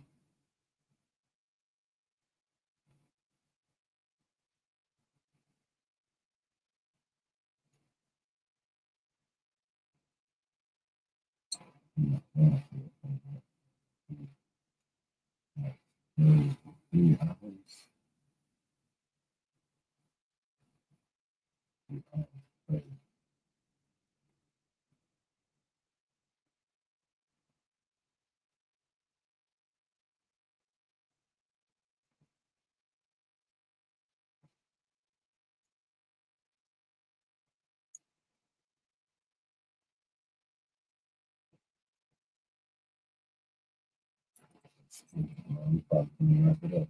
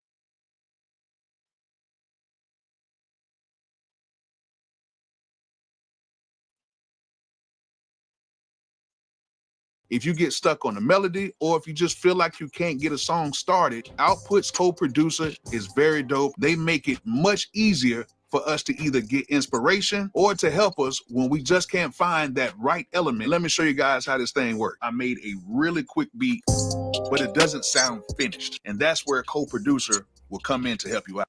They got me feeling like I'm academic. Whatever agenda they have versus Nikki, they're operating. I told them there is recording cameras in the room that I'm sitting in. Like everything is, every stream, I have surveillance cameras back there. There's nothing that I'm doing that's not going to be recorded. For my safety and everybody else. But I also want to be, respectful. So I would probably have to edit out and the lawyer for Meg Thee Stallion, and I'm gonna say / Rock Nation, because you're gonna notice some other attorneys hop in there, and it's gonna be very interesting. But we're gonna get to that. So first and foremost, I plan to put it out. Okay. They try to ask all type of questions, like everything they've asked, and maybe that's why people are scared of depositions. I've told y'all all this shit. I don't give a damn. You get what I'm saying? So there's nothing that I'm hiding from in terms of information. And to be honest, like if it could have been live stream, I would have live streamed it yesterday, if you ask me. Right? We already know. of course, they try to get into certain details. Yo, how much you getting paid? How much you do this? How much blah blah blah blah. You know, and all that type of stuff. The deposition was a fishing expedition, if you ask me. They wanted to know about Nicki Minaj. They wanted me to. I could tell they wanted me to make a statement on the record that Nicki Minaj pays for promotion or maybe music promotion or blogs or let's not say blogs. But that would be asinine. I've never liked Nicki. Nicki's never liked me, But they wanted to get. I could tell they have whatever agenda they have versus Nicki. They're operating on, right? So they're like, let's see if Act knows anything, and they try to because. Meg Thee Stallion versus a blogger has nothing to do with Nicki Minaj. Yet they ask about Nicki Minaj. Yet they brought up Drake multiple times. Yet they asked if Drake has paid me. When Drake is not the subject, he's not defendant. He's not that I know any party to this damn case that their claim is defamation by a blogger. Then they got into a part when they said it's like it wasn't even a deposition at that point. It was like two people arguing in the room. It's like she wanted me to basically say that Meg didn't lie. And I'm like, no, I believe she's a liar because I have seen her lie and I've heard her admit to lying. What more do I need to deem a person a liar? Well, the jury believed her. Why you don't believe? Like, man, shut the fuck up. Now, I'm going to be honest with you. I want to let you know how this is a top law firm. Jay-Z, Quinn Emanuel, that's a law firm. And by the way, I went toe-to-toe with him. No lawyer with me. I was just there. I'm just there waiting. You feel me? You want to know who are these people? This is the court reporter. Type in. This is the main lawyer that is operating from Quinn Emanuel on this particular case for Megan Pete. This lawyer here, which you're going to see how interested it is, because we got their names. We could Google them. We could Google them. She works at Quinn Emanuel. Matter of fact, let's Google him now. Okay, let's Google him now. Actually, because they have a good time Googling me. They brought up 20 different articles that they said I was associated with. Right. So let's see if we can flip the script. Let's see what's going on. Right. So this young woman on the right, which she wasn't there, but I noticed anytime I started to speak. Well, I started to speak and I brought up, I said, well, labels like Rock Nation. And I was like, hey, listen, I know what law firm you guys are. They bring this woman in and she pops on screen. I'm like, huh? Let's Google who she is. Let's Google who she is. I got everybody's name. I got everybody's name. Marie. This is her right here. Let's go to her Instagram, shall we? This is her right here. Team Rock. And this is her. What's Team Rock? By the way, she's an associate at Los Angeles office. She joined into Team Rock. What the fuck is Team Rock? Rock Nation. You know what Team Rock is. Okay. Okay. It's the Rock. You know it. Team Rock. You know what Team Probably Rock don't have to look too far to figure out what Team Rock is. Okay. Tell what's Team Rock. Team Rock is them. Don't have to look too far to see what Team Rock is. Okay. We don't have to look too far. We don't have to look too far. But anyway, remember, by the way, I asked them because they wanted to clarify some things. Do you know who Daystar Peterson is? I said, I know him as Tory. I said, but I'm confused. I thought this was a case having to do with Milagro Grams, aka Milagro Cooper, versus Megan Pete, aka Meg Thee Stallion. Why are you saying if I'm familiar with Daystar Peterson? Is he a defendant? Is he a co-defendant? No. DSG presents your favorite classic fleece, the All-Star. It comforts. But they just wanted to ask about it the whole time. Who else? Who else did they ask about? So I tell them, I say, well, Rock Nation's name keep coming up. Are they involved in this? And they're like, oh, they're not a plaintiff. It's only Megan Pete. But clearly, it's the same office that works involved. All right. So I'll start off by there. Right. So we have Big Ack, lawyer who thinks she's like, I don't know who she thinks she is. Then this is another lawyer. She's like the exhibit girl. And then she's the Rock Nation, like whatever. And then there's a bunch of other lawyers. They're all in there. Like I can see the chat. They're all in there. I can imagine whatever. And this is the good old court reporter. I believe her name is Annette. She's a really nice lady. Okay. She told me to slow down a few times. I was speaking too fast. Okay. But it's all good. She's a great woman. Now, before I get to it, and by the way, again, because I got to piece up how I could even play this, I got to piece it up because I don't want to, cognizantly, and I would never disrespect the court. So even though it wasn't told to me by a judge, it was told to me in a deposition proceeding that certain exhibits that they would show me, whether it be text messages that they received from turned over cell phones or whatever, those particular things are under a protective order. So I can't show you those things, guys. I can't, and I won't. And even though I just have raw footage that I'll be able to go back to, I have to make sure and I'm gonna do my utmost best because I don't want to show those things. There's nothing there anyway, I'm gonna be honest. But I want to make sure in me showing you guys, and by the way, I told them, I said, hey, listen, I understand what a protective order is, but if you ask me a question, did you walk your dog today? I definitely plan to go online and tell them, you asked me if I walked my dog today. So questions and conversations that doesn't seem to contain privileged material that you're presenting to me, those things I am absolutely finna go. Like, this ain't secret. You ain't about to, y'all ain't about to, Rock Nation ain't about to kill me in secret. Y'all gotta kill me in public. I'm sorry. Okay. And I'm saying that tongue in cheek. Anyway. So that happens, but before I get to, I'm gonna start playing a few things that maybe you guys are curious. So y'all ain't trying to get it. Y'all trying to get some extra information, trying to kill me.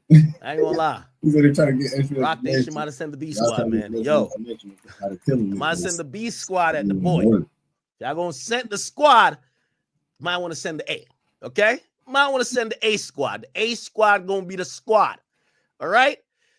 Because also, I'm thinking, why y'all want to put me in a deposition when y'all know I have the biggest mouth in hip hop history? Pause. That sounded crazy, huh? Okay, like that. Okay. Now, first and foremost, so after hour five, I'm doing my little thing. I got, I had a little bit of essential. I came in with a plate, like a cookout, start eating, wash it down with some Gatorade. Bored me a little bit. So, of course, had to, go get a little cup of, some essential. And didn't matter. I was still sharp as a knife. So we get to about like hour 5. They're hoping I'm exhausted. I could tell. You see, these motherfuckers work on the clock. They're trying to get out of here. I'm like, we got content. I'm good. Nigga, I canceled my day. We got bomb tent. We're here. Don't you worry. I knew you niggas was doing some fuck shit. All I had to do was just sit back and let y'all expose yourselves and expose your hands. I've been waiting for this moment. Because when I tell every nigga in the industry that Rock Nation be doing all type of fuck shit, they're like, what are you talking about? Jay-Z's a good guy. I'm like, I ain't saying nothing about Jay-Z. That company, they're only on fuck shit. Jigga man, so, nothing about this. Once Jigga, I'm sipping, but he's still sharp as a knife. Anyway, it gets to one point. This is hour 5. They're exhausted. Yo, Big Act is. Listen, chat. I could stream for 12 hours talking to myself. You think 5 attorneys gonna get me? Nigga, I'm talking their ear off. Yo, they get so tired. Remember, they're working on the hour. Each of these lawyers, like for a big law firm like this, they might be getting $1,000 an hour, $1,500 an hour. Just do the math. Look how many lawyers they got on here. And just say 1,000. Let's say everyone's getting 1,000 an hour. We all spent 7 hours. 7 hours, 7,000 per person. Meg and Rock Nation, whoever, probably spent about $21,000 to talk to me. And don't worry, I felt we got content, so I'm good with it. Because I was like, damn, the lawyer's getting paid. I'm going to get paid out of this. We got bomb tent. Here we go. So, hour 5, chat. They're exhausted. They don't like working too long. Big, I clock in for a good 24. I'm good. So they asked to put up an exhibit and say, hey, exhibit girl, could you put up an exhibit that we want to show Act? They fucked up. Shorty, instead of putting up the exhibit, shows her screen. And I see the chat. Of the conversation happening with the lawyers. Oh, you want to see? By the way, when that happened, I had a nice smirk on my face. I said, I made a little timestamp. Don't worry. I'm going to come back to it. Here's a screenshot here. Bang! Quinn Emanuel, look at this. Y'all done fucked up now. Here, I mean, oh, they put up the wrong thing. Y'all done fucked up now. Look at all these motherfuckers. Okay. Look, I don't know why they're talking about OVO. What is OVO? I don't know why Quinn Emanuel in their Slack, I think this is Slack, is saying OVO. I don't know. Then the other one says, Marie, good. I got more than we thought we would on that. Just make sure you're sharing the right screen. So she did it once. And the other ones are saying, yo, you shared the wrong screen. Like, you got to get, come on. Like, we're getting paid $1,500 an hour. We got to do this right. We're bleeding Meg's pockets. Let's come with some results. Okay? Bet. Right. You know, build a website you love with Wix. They believe in that purse. For your words, They believe in that purse. they did it again. Watch this. She did This is not know I was getting on this skin chat. Look at this shit chat.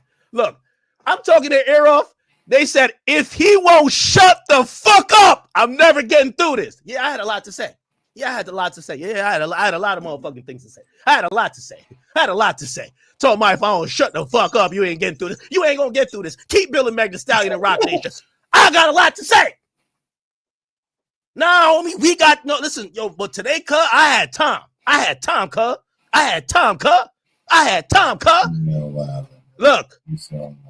Look, she just fucking shared our Slack. Atlanta, they're trying to fire you. You the black girl over there. She was a black girl. So the black girl was the exhibit girl. She accidentally shared the shit, and they stopped having her share the shit. Then the lawyer, they're both lawyers. Then the other lawyer tried to share it. Then she did the same thing. So, yo, Atlanta, you're a black girl. I saw you laughing at a couple of my jokes. I know you're over there with the bad people. You're over there with that side. But it's okay. I know you're trying to get your check.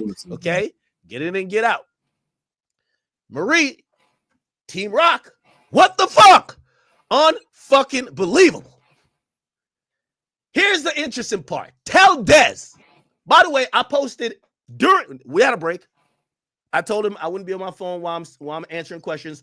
But these lawyers, they couldn't either hold their bladder or they all needed food. I think somebody did number 2 or something while we were doing it. They're like, yo, we need some more time. We got to go to the bathroom. I'm like, damn. Yo, what y'all got in the cafeteria up there at the Rock Nation lawyer offices? They couldn't hold their bladders. Break after break after break. So on one of the breaks, I posted, yo, they're asking me crazy shit up in here about Drake, everybody. Listen, I'm going to snitch. I'm going to tell the world. Look what she says.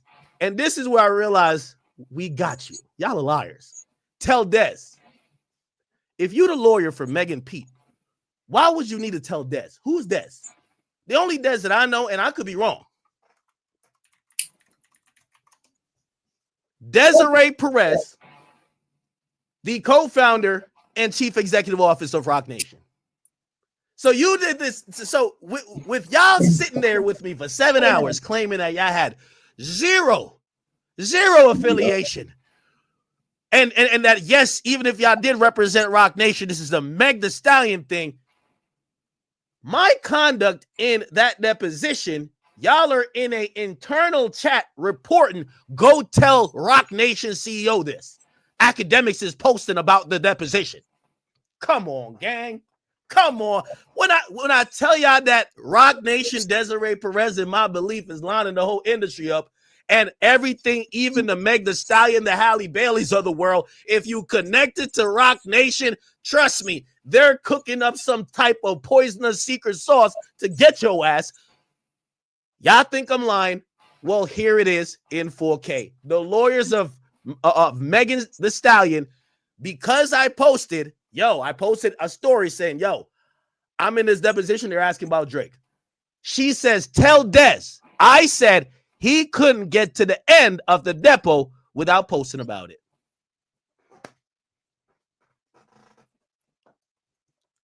All these names, it'll be interesting to figure out who these people are. Kayla Fleming, Julian Scholem, Joseph Bashi. They're probably pretty good. They're probably pretty good guys. I have nothing wrong with Quinn Emanuel, but I could tell that Rock Nation. I is bet you the puppeteer internet police, got right? all them names figured That's out. not onto y'all chat. Do this shit. This particular deposition, I'm not a defendant. I'm not an involved party. They claim that I might have discoverable evidence. That's why they've subpoenaed me.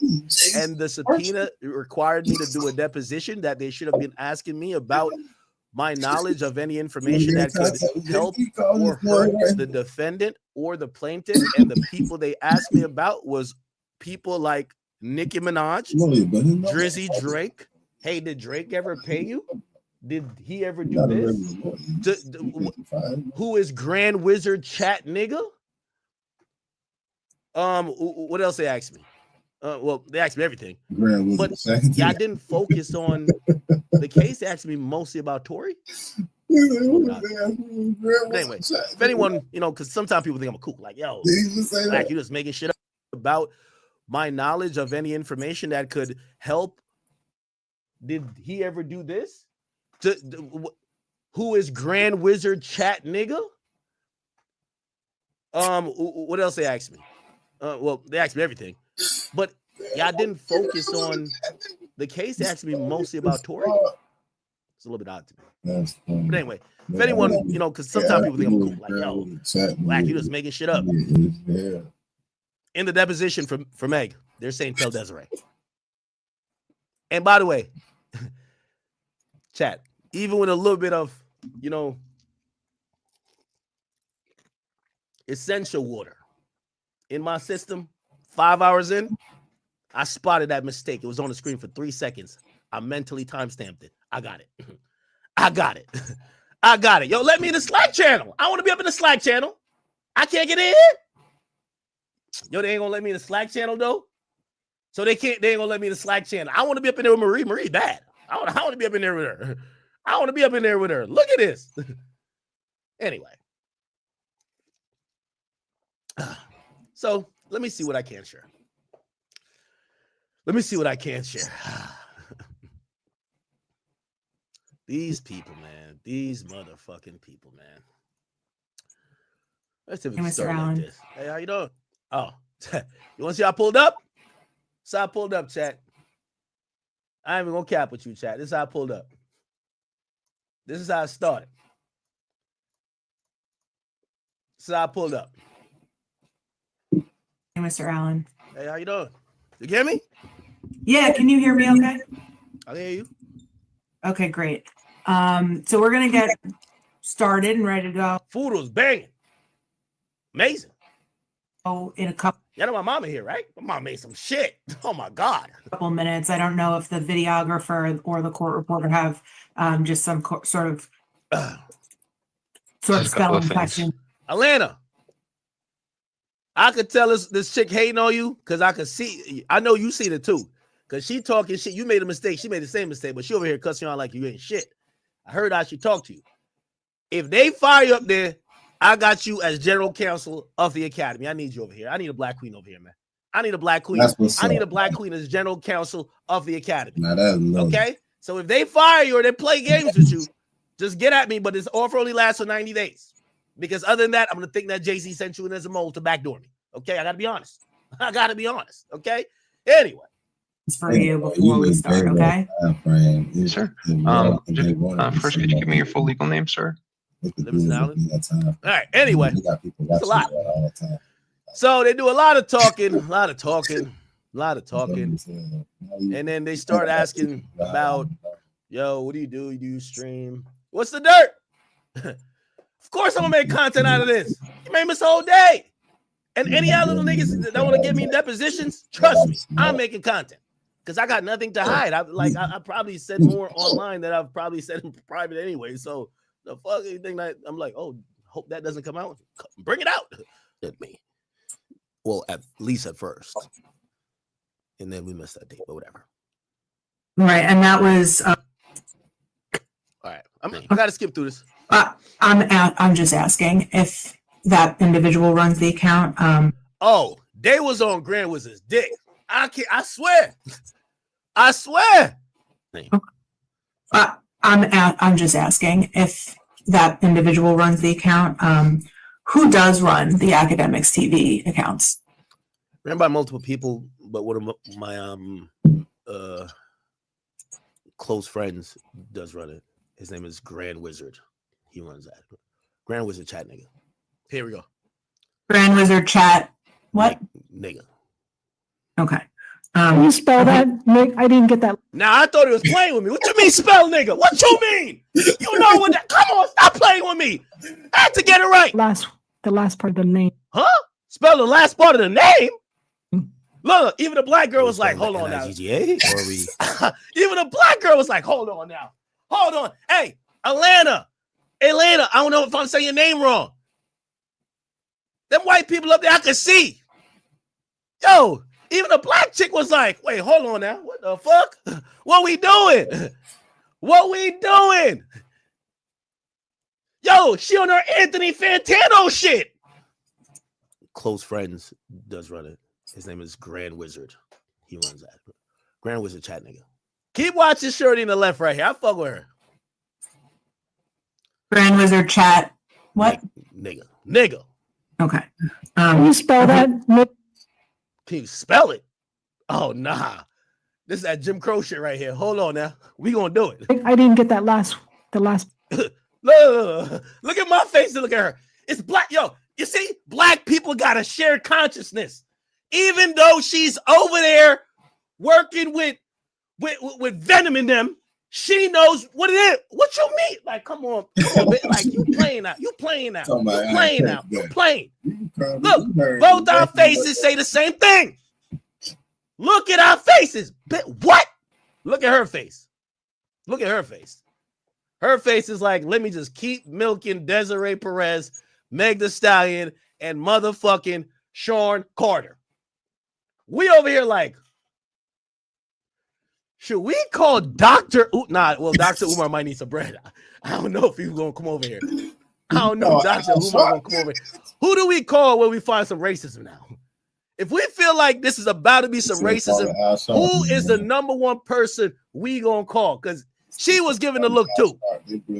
Yeah, she knew what it was.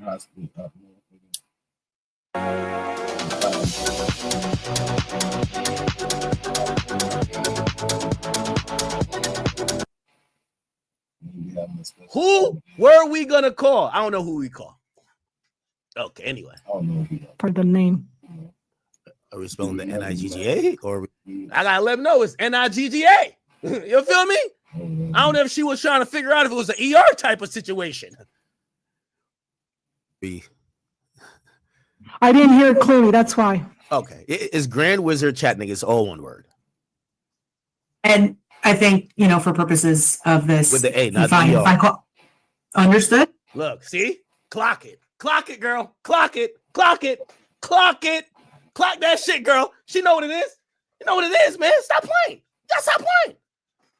Clock that shit. Facts. We're calling Tariq Nasheed if this shit wasn't left. Feel me? Yeah. I had to make it known on the record. It's with an A, not an ER. Relax. Relax. Relax. Call Dago. We gonna call somebody. Here we go. But yeah, you could tell. Nah, I ain't gonna lie. I'm fucking with Shorty though. I ain't fucking with Shorty. I'm fucking with Shorty. I'm fucking with Shorty. Still, I'll take her out for drinks. I'll take her out for drinks. And that's how they gonna get you. Come on now. Stupid, simple. Understood. But I think you fine if I just call him Grand Wizard or Grand Wizard chat.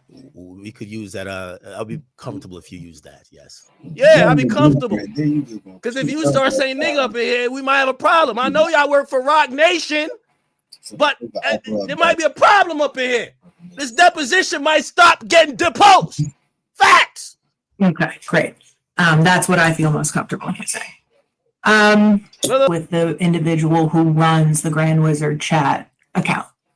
He was a supporter, huge supporter of mine, going back for probably over 10 years. And I've always, embraced the audience as you guys helped me build the platform. The platform belongs to you as well. So he's kind of done his thing and built up a great meme page and, you utilize the fact that we had an audience, provided related content, built up his page. And then eventually at a certain point, I was saying, hey, listen, I got to do a million things. I got to stream. I got to do these. I got to do business calls. Okay, I'm not gonna play everything.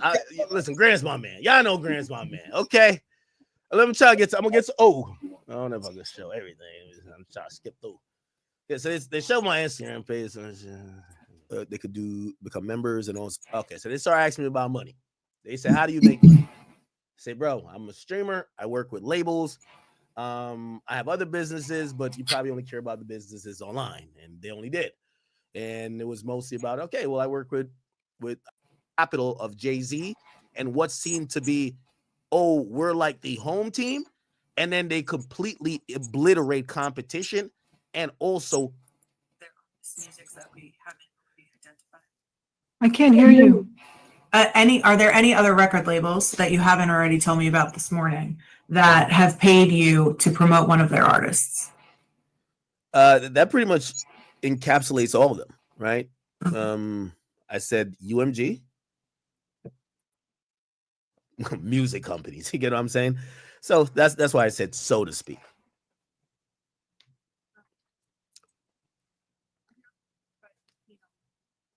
Oh, now they start asking. Yo, shout out to Shorty, man. I like her face. Pause. Well, not pause. Can't hear you. Oh, have you ever been paid by 1501 to promote any of their artists? 15. That's Meg's like former label. 01. Oh, okay. That is Meg Thee Stallion's or former label. I can't recall. I can't recall. I do believe I've got. I think I probably did. They had a girl afterward. I think they have paid for Meg. And this is me, like, again, I'm just kind of, because I thought about that question. I think 1501, not directly. 1501 paid for Meg's promotion earlier in her career, or especially early on. These artists are gonna go through me. Like I'm keeping it a beat. I think 1501, not directly, but through 300, that paid for Meg, and then they paid for. There was another girl that was like Meg Light, and I don't want to disrespect her, but I forgot what her name was. My boy going through his deposition and correcting his answer to the deposition after he rethought about the question that he going over.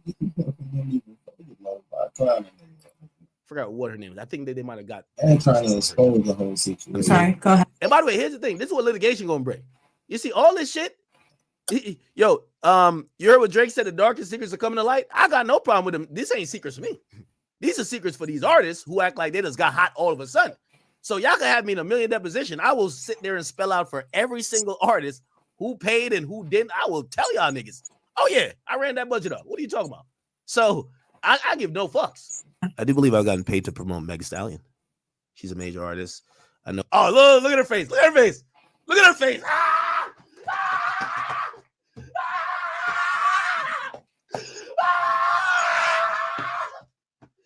Oh my God. I get it. I get it. It's like she was trying to basically say someone other than Meg. Sorry. My memory only remembers. I'm sorry. I'll be right back. Let me get some essential.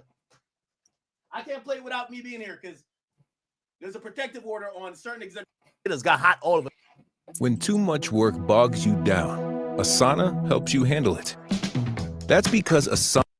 But son, so y'all can have me in a million deposition. I will sit there and spell out for every single artist who paid and who didn't. I will tell y'all niggas. Oh yeah, I ran that budget up. What are you talking about? So I give no fucks. I do believe I've gotten paid to promote Meg Thee Stallion. She's a major artist. I know. Oh, look at her face. Look at her face. Look at her face.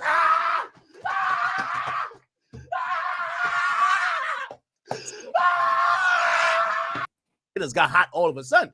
So someone other Stallion. She's a major artist. I know. Oh, look at her face. Look at her face. Look at her face.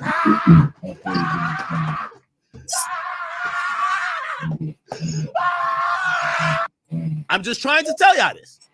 I will show up to y'all in that position. I got no problem. By the way, I could have easily ducked this.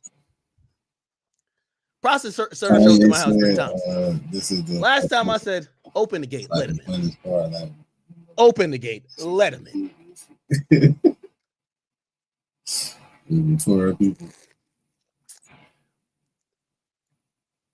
Just look at that facial expression, chat. Kanye and Weezy got the most famous depositions. Oh man. At one in the running for the Oh man. Sidebar. So she now folds up under Warner, but even at that time, going through 300, I know we had a relationship with 300 in that promotional aspect. So facts. I believe I have been as well. Can't tell you what. Can't tell you, and it probably wasn't directly. Like no, Meg nor 1501. I don't think 1501 ever. We've never invoiced them. So I can't say they've like here's this amount and promote Meg, but have we promoted Meg for money? Of course. Regular. This is a music business. That's why I keep telling y'all. Don't bring me up to y'all little deposition thing, and I'm gonna say what's good for the goose is good for the gander. I'm gonna tell y'all the whole truth. Look at her face. She don't like that shit. She don't like this shit. Most of these artists, if they're major artists, they're going to get promotion. We're in the promotion business. We're in the entertainment and promotion business. Yes. I want to put that out there. Big Act has been on top of the promotion and promotion, entertainment, marketing, and digital marketing business for, I want to say, I'm going to clock it to around like 2018. Almost a decade. That was the time we were done with. I used to do rounds with all these, like, fly out to LA, go meet all them people up there, hear their little digital plans, realize they're fucking idiots. Go over there, go listen to them. Go to Atlantic, realize a bunch of old coops that run that shit. And the young guys, they're like, we need you to kind of really, even though I wish, marketing budget, studio budget, it's all 100. Of course, the reason why I said not that happy about it is because they have huge budgets. Of course, I would want it. However, all of those associations usually pays itself back. Exclusive interviews, information that we leak. It's usually worth its weight in gold. So, like, we don't look at it like, oh man, we didn't get paid from this person. But yeah. Did you ever leak exclusive information from someone on Drake's camp on his behalf? They're on his dick. Yeah, sure, of course. What type of information have you leaked that you received from Drake's camp? Usually clearing up rumors. That's like about what? It could be, someone. We live in the age of misinformation where fans have now, weaponized lies and misinformation to try to take down someone's.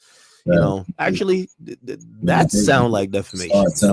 So they would try to make his character look very unsavory or just like he's a horrible person. And, if he's sending out a tweet saying, hey, listen, no, I didn't steal the candy from the candy shop, every 20 seconds, he'll never get music done. So, at times when it bubbles to the radar where we have to talk about it, or I personally, I could be like, hey, Drake, is this true? And he'll be like, hey, listen, here's the proof. It happens a lot with people saying, hey, I know this guy, or I did this. He'll like send me his DM with the person, say, I've never spoke to this. Be respectful of your time, Mr. Allen. You asked me if we could go off the record at 12:20. It is 12:20 now. So that's what I'd like to do. Chat, this is a lot of shit. I kid you not. It's a lot of BS. Yeah, I think we came back with another one. Yeah, it's a lot of shit, chat. And then the next one is like 5 hours. Like, I don't even know if y'all want to watch all that. Is it this? Yeah, this is it.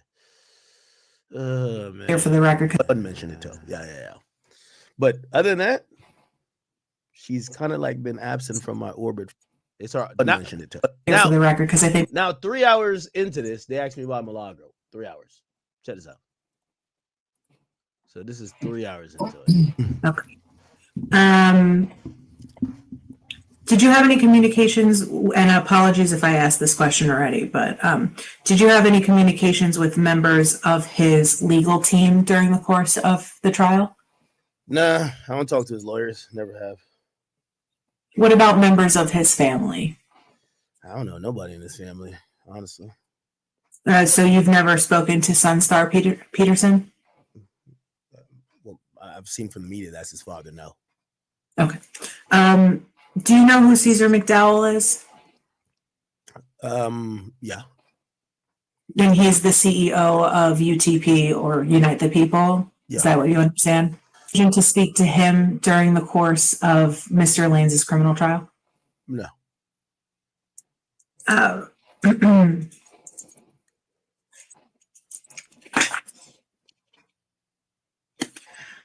In your communications with Mr. Lanes, since he's been incarcerated, did you ever speak about this case, which is to say the case that Miss Pete has brought against Milagro Cooper? Nah, me and Tori never even spoke about Milagro. That's why I'm so interested why I'm here. You've never had any conversations with him whatsoever Definitely got some essential water in there, chat. about Milagro Cooper? Hell no.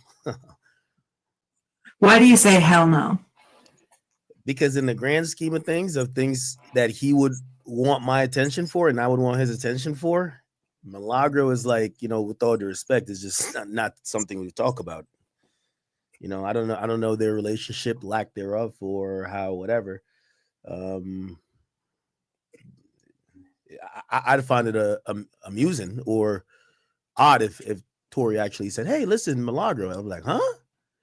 Only time he's ever talked to me about it was before anything ever happened. This is after quarantine radio. He said he wanted to do a podcast. No, he had mentioned a podcast too. Me, him, and Milagro. Then Joe Budden mentioned it too. Yeah. They were trying. I ain't gonna cap with you. Hold on, I'm gonna take this off the screen for a second to make sure I don't go to any document. Nah, I ain't gonna lie. They were pissed off. What is it? Right, is that? And again, you don't. That's my cursing thing. When in the history of time? Oh, it discharged a few times. Oh, they asked me. Okay. In some street, apparently the car was stopped a little bit into. Here we go. For me to understand, here we go. Especially one that's lying about something that carries that much gravity. Here we go. Okay, shit again. So not only did I believe she was not shot initially, I believe she was not shot by Tori, because if you're not shot, you're not shot. Here we go. All right. Let me go. A person who would lie about the circumstances of Conclusion of all of the evidence, you maintain the same belief that Tory Lanez did not shoot Megan Thee Stallion. Yes. Okay. From the time before the criminal trial started and when the criminal trial concluded, did you learn anything new that substantiated your belief that you held previously that Tory Lanez did not shoot Megan Pete? The biggest thing I learned was that Meg was a person who would lie about the circumstances of the situation. That was the most important part. Yo, she gets so tight every time I do that, bro. Every time I say that, she's so tight.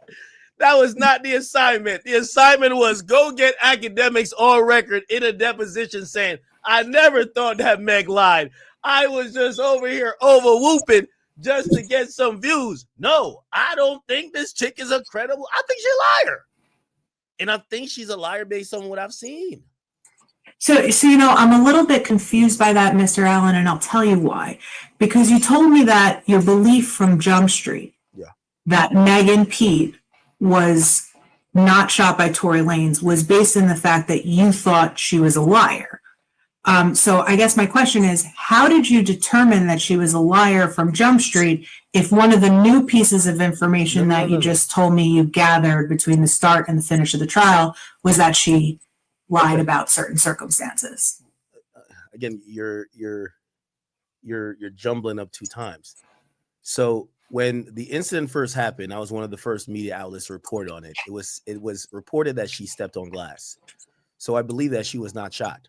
Okay. So not only did I believe she was not shot initially, I believe she was not shot by Tory, because if you're not shot by anyone, right? Then after he was then arrested for shooting her, right? And with the conclusion of the trial, with everything I saw, what I then came to with my own opinion is that Meg Thee Stallion's a liar. And I don't believe what a liar says, especially one that's lying about something that carries that much gravity. And that's how initially, and I hope this is good for clarification, initially I believe she did not get shot by Tory, because initially I didn't believe she got shot. I do believe she got shot by the end. I just don't believe it was by Tory. I believe she's a liar. I think that's clear. Okay, and the sole basis of your belief, belt, give him belt, that it wasn't Tori who shot her, it was get some attention. I'm gonna let this play because I don't think they're gonna bring no exhibits up right now. somebody else, some scuffle, is just because you believe Megan Pete to be a liar. No, I said that's one of the biggest reasons. There were just multiple other reasons that, again, not everything was or is either testimony or submitted evidence. Some didn't get submitted into evidence or wasn't testified to at the time, and a lot of it is being a reasonable person saying, does this make sense? And I've always said it doesn't make sense. So again, this is how I came to my opinion. Do you have an understanding as to why certain evidence at whether it's a criminal trial or a civil trial is admitted and other evidence is not? I do. Do you have an understanding as to how the various rules or doctrines of evidence work across the jurisdictions in the United States? I think I have a good understanding. I think I have a good understanding. Okay. So you understand then, if you think you have a good understanding, that one of the reasons why evidence may not be admitted during a trial is due to reliability concerns, right? I agree. Okay. So there is often the case that people talk about evidence that was not admitted to trial, and the reason why it was not admitted to trial is because it was unreliable. I agree. What are the various, I think the phrase you used was various things, but if I got that wrong, you can correct me. But what are the various things that you believe pointed you to your conclusion that Tory Lanez did not shoot Megan Thee Stallion, other than the statement you've made repeatedly today that you believe Miss Pete is a liar? It's a good question. So for me to understand, and again, this is, remember, and I got to remind you with this because I know what you're going to do. You're asking my opinion. What's important? You're asking my opinion. For me to believe anything, if right now you told me your dog got kidnapped in the Hudson River while you were on a raft, the first thing I'm going to say, how'd you get on a raft in the Hudson River? Like, I'm going to ask some background questions. So for me, with the entire situation, it's more than just what was admissible in court, is does this story make sense? I've heard the story multiple times. I've heard this story in length multiple times. They go to a party. Meg is invited by Kylie Jenner. She's there with her best friend. She's there with the stylist. Tory eventually gets kind of like almost like a third-party invitation. He pulls up, and they're all drinking. Kelsey gets pretty inebriated to the point she looks like she's almost blacked out. These are all things that are going to matter to me. Maybe not to the jury. It's going to matter to me. So, okay, all that happens. Meg supposedly, and, I've spoken to some people that supposedly, they were there or they heard this and third. Meg supposedly was getting a little loud. She got into little arguments, little small arguments here or there. But for me, I took from that, this is a sign of intoxication. Tory gets there. He's a small guy. Even though he's a rapper that probably lives a lifestyle that has a higher tolerance. If he's drinking, and we saw them on Instagram Live in a pool, I could see where his tolerance is going to get him inebriated as well. I believe all three are inebriated. I believe that the bodyguard / the driver, Jaquan, I believe he's the only one that's sober. And again, this is why I keep saying my opinion, because my opinion is going to shape everything. Tory's a man who's screwing two women who did not know that they were, first of all, Meg allegedly, right? And I'm going off just the reports that Kelsey has confirmed even on this song. Meg was screwing her man behind her back. Typical Houston chick behavior. You get what I'm saying? That's typical. That's their forte. Trust me, don't ask me, I know. But so that's happening. They find fix them eyebrows. Fix them eyebrows when I'm getting my streamer mode, because now I'm about to give y'all the story. I'm going to give y'all the story. I usually get paid for this. Yeah. We usually got about 15, 20K on every platform when we're doing this, but now you're going to get it. Rock Nation, you wanted it. I'm going to give y'all a big act. Now Big Act is coming home. Big Act just dropped in the fucking deposition. And out. Tory's being extra because he had, and again, remember, this is my opinion because this is how I'm coming up with all my everything I'm coming up with in terms of the narrative. Tory had an issue with Kylie Jenner's baby daddy, who is Travis Scott. So he wants to still get a one-up. He's there. There's two women he's had sex with. They don't know. He's also doing a lot with another woman because he's thinking about a rap beef. Maybe he could, get a one-up on this guy. Meg calls it out. They get a little bit into it. From what is even testified in court, Tory, Meg, and I guess really Meg and Tory asked to leave. Okay, it was seen as almost Meg, but I'll just say the group is asked to leave. Right? Somehow they get the intoxicated Kelsey, and they all leave. When they all leave, that is the point where it all kicks off. I've been in those situations where, hey, she didn't know that you were doing this with her. It's going to be World War V in that car. So I've never bought the narrative that, oh, this is just she just found out that she's been screwing her man for months and it's all chill. But until she says to Tory, you're a short guy that doesn't have a really lucrative music career, then he's like, I'm going to shoot you. That car was probably filled with, hey, how long it's been going on? Yo, you not ish. And that's how this story, and all this matters in how I'm going to think about this, because I need to figure out a motive. Why the hell would Tory Lanez, who is a man who I've watched him in situations with other men where maybe a weapon or other violent means was available to him, why you ain't shoot them? Right? I've seen, like, he's been with many other women. Why you ain't shoot them? What was so special? And, is it the first time he's drank alcohol? Absolutely not. Why you ain't shoot somebody then? So making it make sense to me in a narrative sense. And for me, I cared a lot more about the narrative than what happened because the only sober person never talked. And we don't have no clear video, and the audio depicts 3 shots, then a pause and 2. What I've always said, these women are fighting each other because that's how it happens. When women find out a guy ain't ish, they don't fight the man. They both fight each other. That's how it go down. Okay? Kelsey got all type of marks on her foot.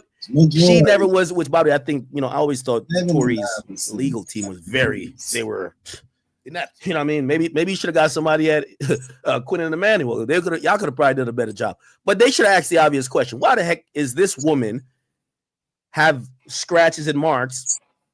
And she didn't testify even to the fact saying he dragged all of these injuries were from him, even though she did admit to some physicality. So what was never brought up in trial that I always thought, based on the narrative, these women were clearly fighting each other. And by the way, I believe Sean Kelly did mention that. Sean Kelly, or one of the witnesses, did mention that they saw 2 women fighting, which was never looked into, whatever. So 2 women are fighting, okay? In some street. Apparently the car was stopped before because Meg wanted to get out, but she eventually got back in the car. But eventually the car stopped. 2 women are fighting. It doesn't make sense to me that Tory grabs the gun and shoots at one woman 5 times and misses all 5 shots because at least based on the injuries, right? I do believe she got hit with bullets, but I believe the bullets ricocheted off the pavement. And I don't know if I know he's drunk, but I don't know if he's that bad of a shot. You shoot somebody who couldn't be more than 10 to 20 feet away, you miss 5 times. So what I believe, what most likely would be the issue, who has the most likelihood of wanting to shoot the other woman? Maybe if you put Megan and Kelsey side by side, you'll see that there's a vast difference in size. What I think was happening, Meg was tossing around like a rag doll. And then they were fighting. Again, I'm even open to be wrong on how the gun came into play in terms of who pulled the gun out first because it was in a car. But I wholeheartedly believe that woman pointed the gun at Meg. And what Tory did, Tory tried to wrestle the gun away. It discharged a few times. Claire didn't shoot her directly, but it did ricochet off the pavement, and obviously some shrapnel hit her. But still, based on that belief of how I believe that went down, to say that, hey, this dude hopped out after we just found out he's been screwing both of us, and he says, dance, bitch, dance, and just shot me. I'm not believing that. Also, here's the thing. When in the history of time? And again, I'm using a lot of common sense things to make up my opinion because things got to make sense. You're telling me that Tory does that, tries to execute you on some road in Hollywood, and your best friend doesn't talk to you after that day or after that incident, y'all fall out. How is that a thing? How is that never explained? So there's so much things that lead me to think, yeah, you'd have to be a really fucked up person. I apologize for my cursing. But so you got to be a really effed up person to watch your friend almost get executed and then sit there and basically don't throw this guy underneath the jail unless maybe there was some culpability that you had. And also, she was granted immunity or use immunity at least. So again, I have to think that whatever story that, obviously the jury did agree with and they convicted him of, it ain't just as black and white as that. And again, we could play the technicality game all day where it's like, did Tory have the gun in his, because even in my argument, he's grabbing a gun from her and the gun goes off. If he grabs the gun, technically he's still guilty of the crime, so he has to act like he never did nothing. But common sense, and he's never told me he ever did nothing or not, but it all points to there was a struggle for a gun, gunshots go off, the woman gets hurt, y'all think y'all could cover it up, Tory's trolling online, she feels offended, and she flips the script on him. This other chick who thought it was going to go away, she and Meg, their relationship fall out. She gets immunity later. She's out. I thought she was trying to protect Tory, didn't protect herself. I don't know what's going on. But one thing I don't believe is the narrative of what Meg, the victim, has been trying to do is say, oh, no, this guy just flat out tried to execute me. I don't believe that for 1 second. And I would have probably believed it a little bit more if she was way more forthcoming saying, hey, listen, me and this guy, we had this relationship, this is how these things happen. Her story didn't make sense then.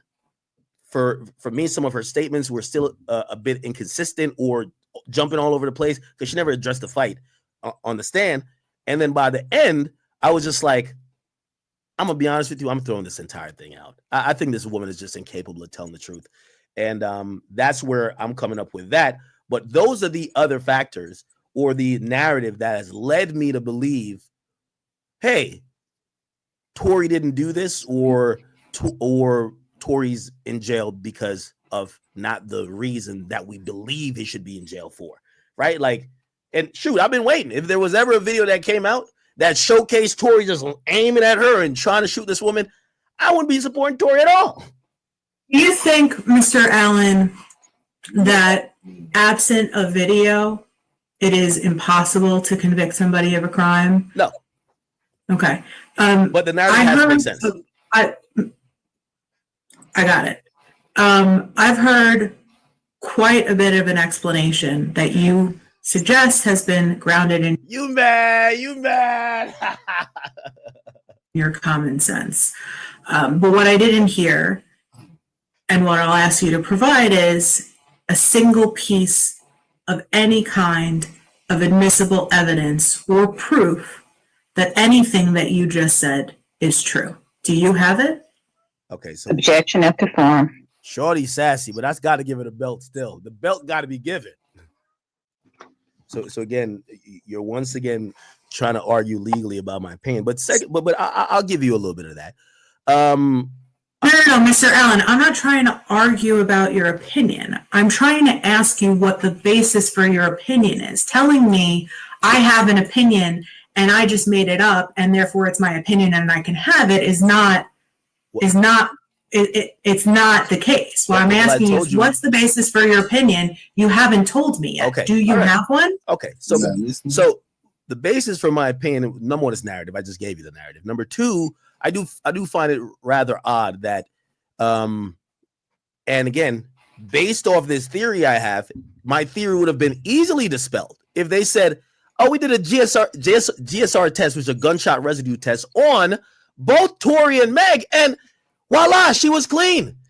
There was no gun fired in her vicinity, except that was not presented, or I've never seen or heard any evidence of her having been tested and being cleared for. I meant Kelsey, by the way. We're gonna correct that. Any gunshot residue. So that goes exactly to my theory, right?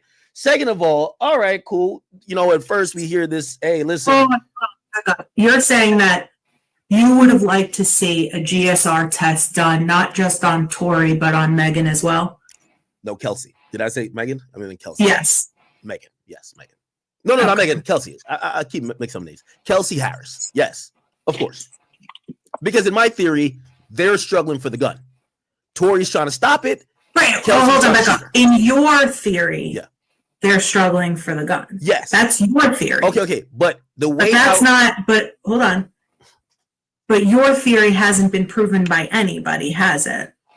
Again, you're asking me. No, it's just Mr. Allen. It's a yes or no question. Your theory has not been proven or disproven to date by anybody. Or disproven. Objection as to form. Or disproven. Let's try this. Your theory. One at a time, please. Your theory has not been proven to be true, correct? Yes, or disproven. Okay. And what has been proven to a jury was what Megan told the jury happened and what the jury accepted based on the evidence, which you don't seem to have. Well, they considered I mentioned hold on. Not done with the question. So let's try this again so that the record's clear. I feel like you're testifying here because you're not asking questions. You're literally giving me this chunk of a declarative statement, then asking like, is this yes or no? You're basically like testifying. Mr. Allen, you couldn't do this in actual court. I know it's a deposition, but you know you couldn't do this in actual court, right? Would you like to tell me how to conduct my job? Well, have you done a criminal case? Yes, I have. But here's what I would like to say to you. I will be able to ask you whatever questions I deem appropriate, and I ask that you respond to them. And I also ask that you not tell me how to do my job. Do you think you can handle that? Well, if you want to ask the same question over and over, sure. I guess we're wasting our time. So let's actually try. I have one thing to say too. Can you pause a little bit so if I want to object, I can put my objection in and then you can speak when you answer one of her questions. Thank you. Yo, Meg, keep sending them lawyers, man. We're going to send them back on a nice stream embarrassed. Meg, I wasn't even talking about you for the longest. I ain't going to lie. You look stupid and like a liar after you got your little bird brain attorneys running up here. And by the way, Desiree Perez, I don't know if you want to smoke with me. Actually, I don't really want to smoke with you. But sure, I don't got no problem with you. It seemed like you got some interest on this. Desiree, I'm gonna give you a little olive branch. I think you are upset that, and it's not me doing it, that Grant and them be posting your daughter shit. If you hit me directly and say act, I will give a truce between me and Rock Nation. We will have no more beef. We won't post about your daughter. I don't give a fuck about that. Okay. So I like to address the real people, but y'all setting the pup over here. She's highly emotional. The eyebrows look like I don't know what's going on with it. She looked like she in her feelings. Meg, you look like a bigger liar today than you did yesterday. It is what it is. I don't know if this was a good look. I just don't know if it's a good look.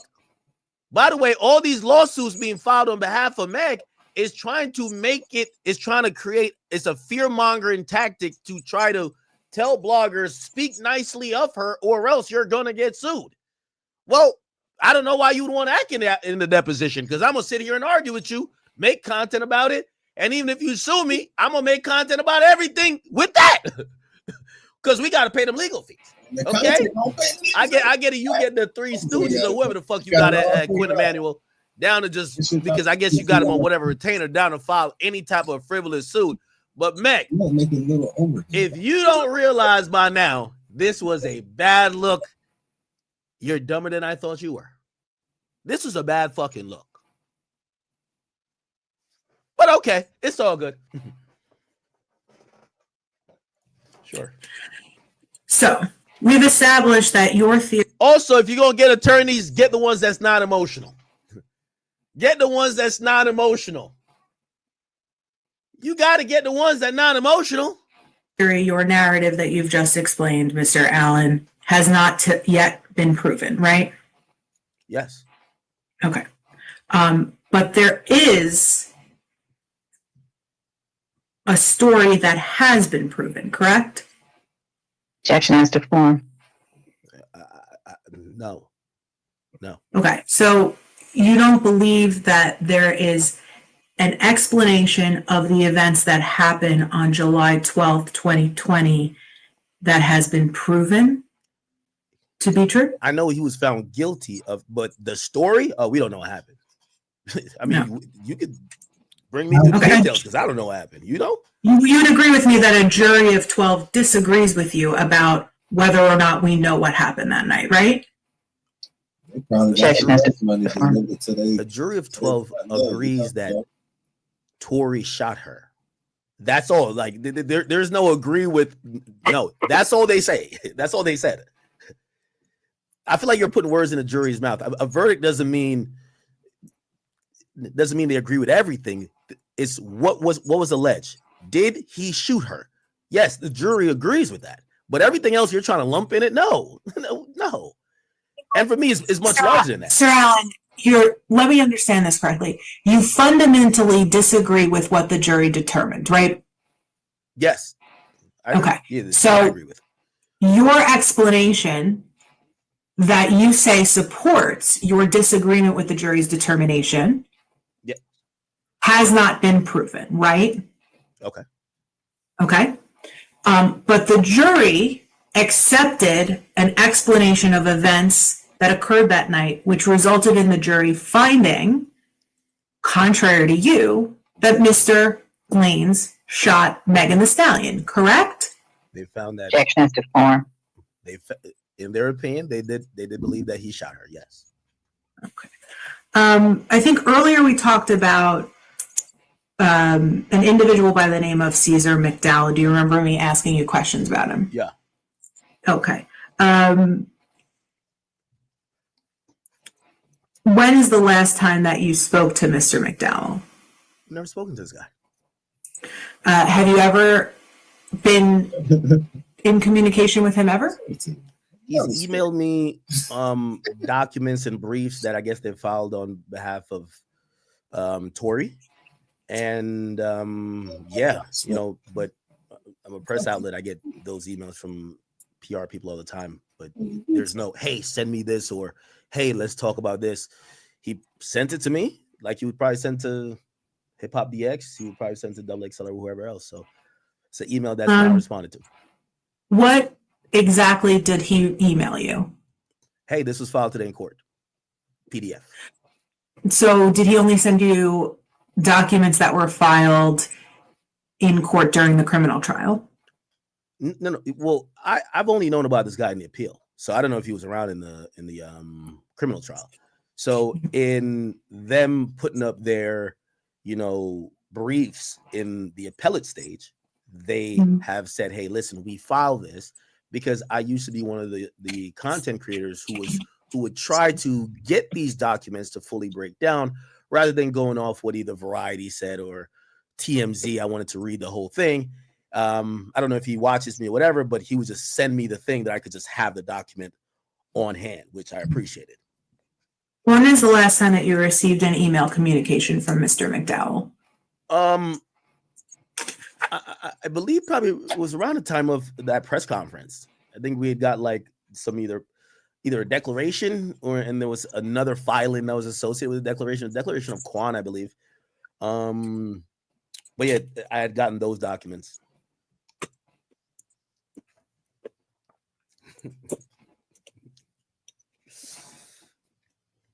Lena, can we please mark as Exhibit 120? Okay, I can't show this. So that's gonna have the that's gonna have what do you call it again? The thing that's in the protective order. Hold on. I want to show y'all this. I want to show y'all this. This is it. Oh yeah, hold on. Shit.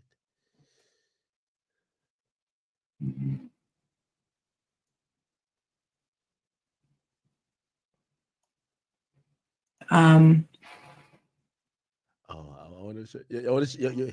I just skipped 3 hours, so there's like 3 hours. But like, y'all want to see? Hold on. I'm gonna show you when they leak the email. Watch this. Watch this. Yeah, y'all gotta see my face. Like, this is what I realized. I'm like, oh, this the B team. Oh, it's movie time. Oh, it's movie time. Here we go. Finally said he never spent $1, and They start asking me about Drake again. They start asking me about Drake. Oh, you want to hear what they start asking about Drake and Grand Wizard, saying if Drake ever spent money, like if Drake paying Grand Wizard. Like, this is some like day free bullshit, bro. Here we go. Ever said that Tory is the one who shot Megan publicly? Have I said that?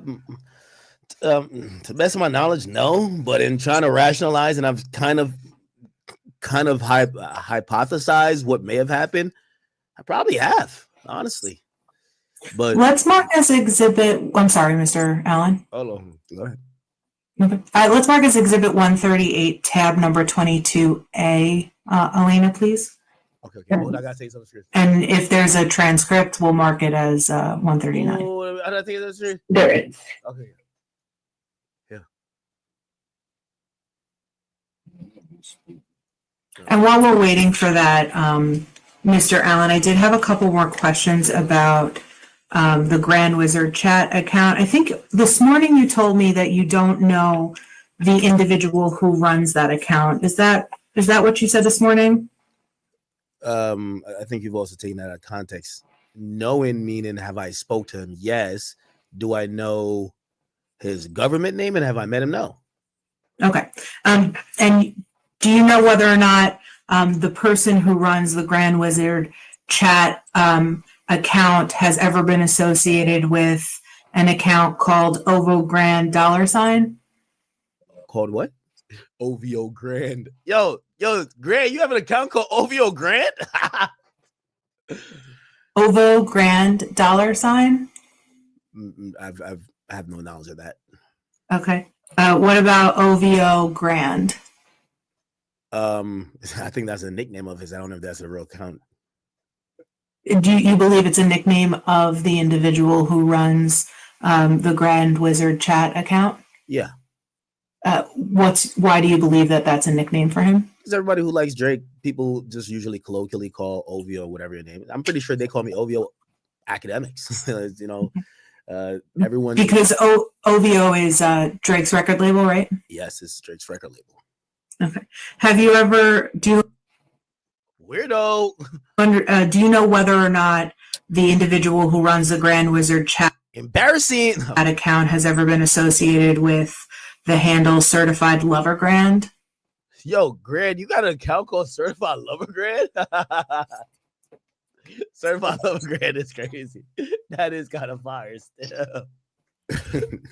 No, so no to both of those last questions, but that's not even been a nickname of it. I don't know where that would be from. Are you aware of whether or not the individual who runs the Grand Wizard chat handle, whether or not his Instagram account was hacked earlier this year? I believe he was hacked, yeah. Do you know any information about what was hacked? I would guess an Instagram account. Do you know that his DMs were leaked? I know things were leaked. I'm not too sure if those things were actually true. And based on public reporting, did it come to your? Did it come into your purview that what was leaked appeared to be DMs between the person who runs that account and Drake? Yeah, it appeared to be that. Yeah. Did you ever talk to Drake about this information about the hack? Yeah. Did he give you any indication whether or not there was truth to him communicating with the individual who runs the Grand Wizard chat account? Drake loves Grand, and Grand loves Drake. So Drake has significant influence with. I'm sorry, you phased off a little bit there. I said Drake loves Grand. Grand loves Drake. Drake has significant influence on social media, and I think he used his influence to make sure his account was okay. But we never had conversation about any of the content that was supposedly either put out, whether that was true or not. Did Drake ever tell you one way or another if he paid to help secure Grand Wizard's account? I believe he said he did, but he was trolling. He said he was trolling later. No, I'm sorry. no. Actually, he said he was. No. So he said, I'll get a story. Me and him were trying to get back Grand's account. We had a race on who would do it first. That's Drake won. And then someone told me, hey, Drake paid to get it back. And Drake actually hit me up to say he didn't. So actually he defiantly said he never spent $1 and the account was restored without any payment made. So that was good. But you were also making efforts to help restore the account for the Grand Wizard, the person who runs the Grand Wizard account. He's a very good guy. Is that a yes? Yes. Okay. All right. So we could pull up the exhibit, Elena. It's Grandy. It's a really good guy. You know? Exhibit 138. Not this where they fuck up. Okay, that was the video. That was 22A. So could you give me a tab number? Yeah. Tab 22A, please. Not this where they That's 22A that I just had up. No, it was not. 138. Okay, that was.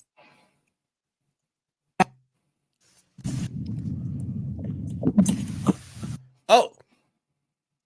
So this is the first fuck up they did. Here we go. You know I'm here for it. And this is why they brought Drake name up. So they got this inner Slack convo with all the Rock Nation lawyers. And this is where they fuck up. They're like, we're going to bring up an exhibit. So, all right, let me see the exhibit. Now, the only reason I'm showing this is because it's not an exhibit. This is actually their Slack where the Rock Nation lawyers are talking about Drake and OVO. Here we go. You know.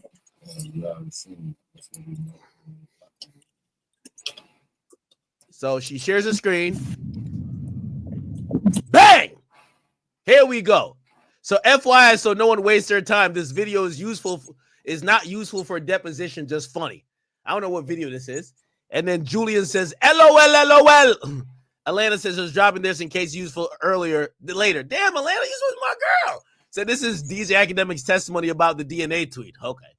And then Julian says, OVO. Why you spell OVO like that? What? Yo, y'all plotting on me and the boy? Yo, what's good with y'all? That's not Atlanta. You hear me? You hear me? Oh, it's movie time. Oh, it's movie time. Oh, the lawyers are fucking up. Oh, it's movie time. Wait. Oh, it's movie time. Oh, it's movie time. Oh, it's movie time. Thank you. Y'all came for info from me, and y'all wanted info from me, but y'all gave info to me. Not a problem.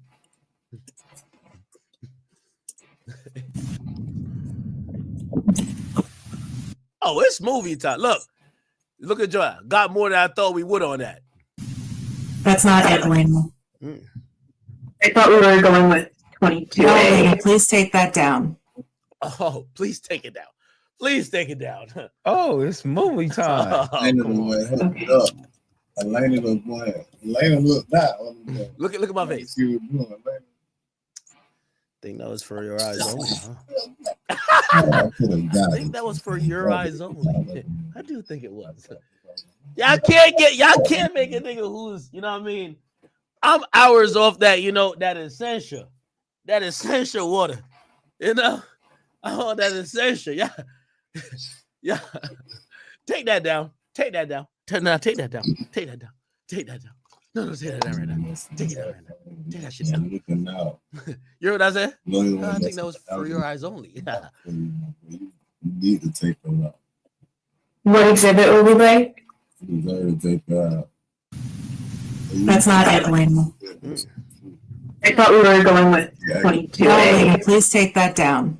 Okay. Nice sleep. Hey, I know what you up to. Think that was for your eyes only, huh?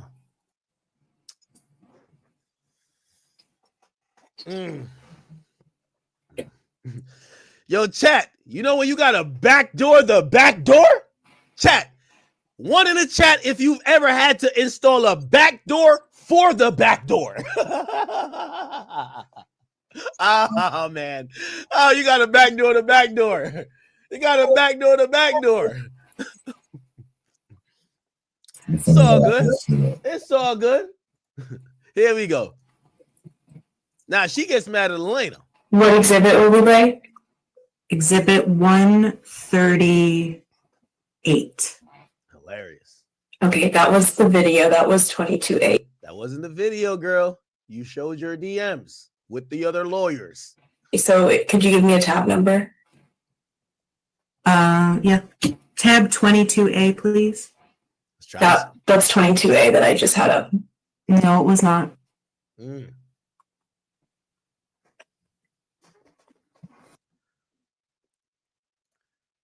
Do not fire the black girl, please. I like her. I like her. Even though you campaign against me right now, Elena, you know, like, I know you're doing it for your job. You're not one of these serpents, okay? It's okay, girl.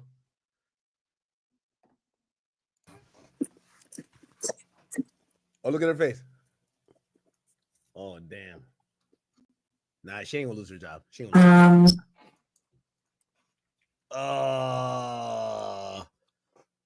Nah, she panicking. I don't want to put it back up, but that's what I have as 22A. She panicking. Okay, please pull 22A. Hey. I'll do it. Hey, Quinn Emanuel, if y'all fire her, I'm claiming y'all racist. Y'all racist. Got backdoor to backdoor.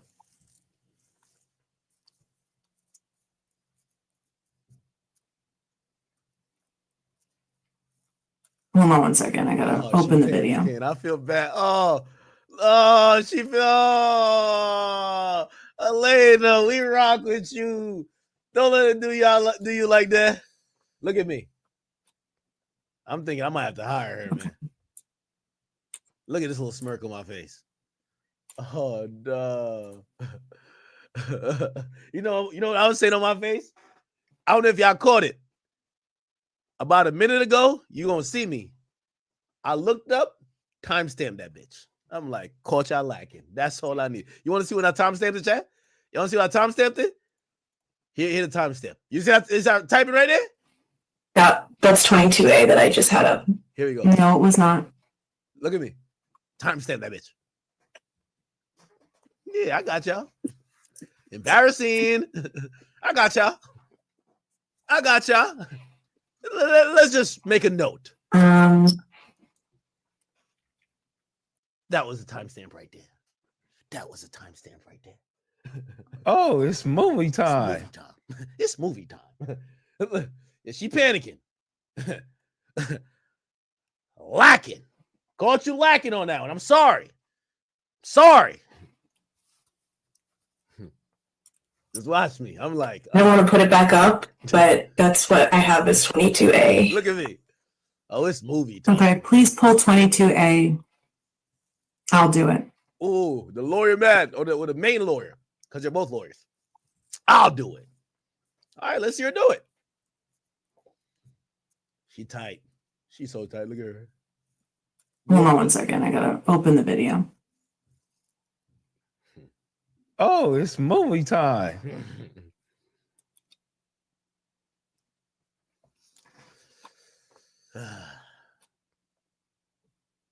Okay. We got content.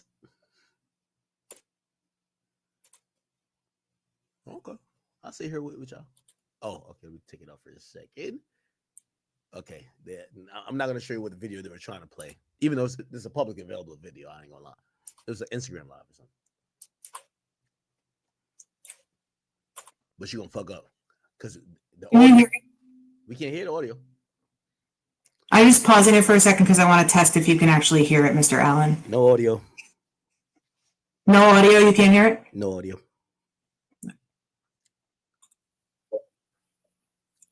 Gavin, can you please share? Yes. Thank you. Oh, here we go. We got bomb tent. There we go. This is all them fucking exhibits. Okay. Let's keep it going. Bring up the chat. Oh. Oh, it's movie time. Did it again. It's movie time. OVO just making sure you're sharing the right screen.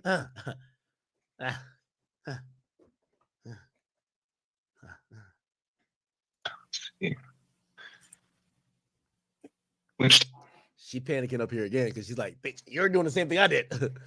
You know, I'm up here. You see me with the head tilted to the side. That's my dog's Pluto favorite thing when he's trying to understand what the fuck going on. What the hell? When Pluto looking to see what the fuck going on, I don't know why he do this. He tilts his head like this. So you see me go like this. I'm like my dog. I'm tilted to say, what the fuck is going on? Oh, this is how. Oh, this is the. Oh, y'all brought me into the group chat. Y'all brought me into the group chat. Oh, it's movie time. Okay. That would it be? It would be 22A. Look at her face. Oh my God, we're doing it again. 22A. Marie, you're still sharing your screen. I'm sorry. It's movie time, man. Okay. Let me. I'm gonna go back a little bit. Chat. We got to edit all this up. I'm gonna take out anything that is anything that's quote unquote protected, even though it's a civil case. But fine, like, you know what I mean. I respect the court. I want to take out anything that is protected, which is going to be exhibits or whatever the case is. But my conversation with them, there is going to be a transcript that's leaked. There was video orders given to the defendant, which is Milagro's lawyer, and also the plaintiff, which is Rock Nation and Megan Pete, you know, their attorneys, Quinn Emanuel. So they have videos of this.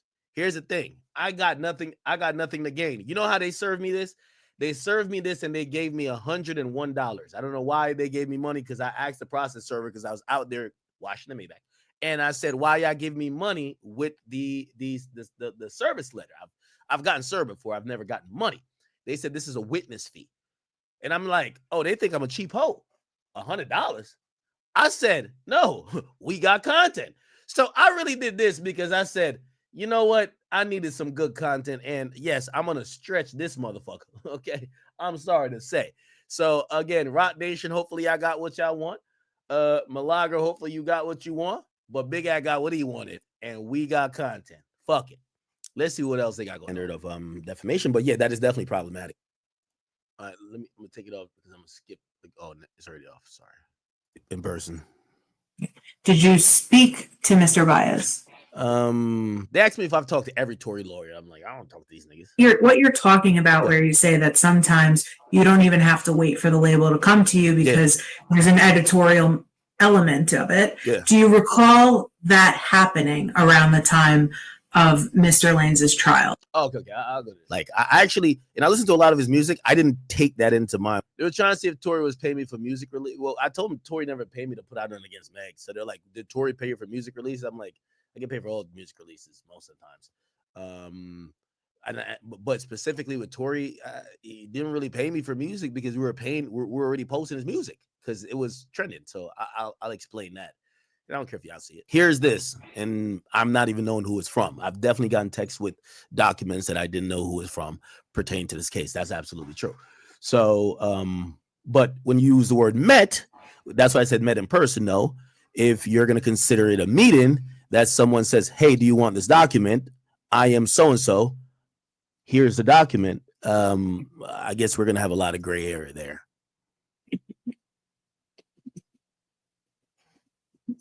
Okay. Do you know does the name Ed Wellburn sound familiar to you? Do you have a stage name? Like, these names are mentioned, I've never heard a day in my life. If I tell this person is an attorney, so I don't no. think he goes by a stage name. No, never heard of him. Have you ever communicated with anybody who works in the media that is associated with or employed by any of Tory's lawyers? I wouldn't know who they associate with or employ. Okay. Have you ever communicated with any public relations firms or crisis communications firms about Tory or Miss Pete? Not from my knowledge. We talked earlier about whether or not Mr. McDowell ever paid you any money and whether he offered you any money. Do you remember me asking you about that? Yeah, I do. Have you ever asked Mr. McDowell to pay you money for any reason? That would be impossible if I've never had a conversation with him. Okay. Has anyone from Tori's team ever offered you any money for any reason?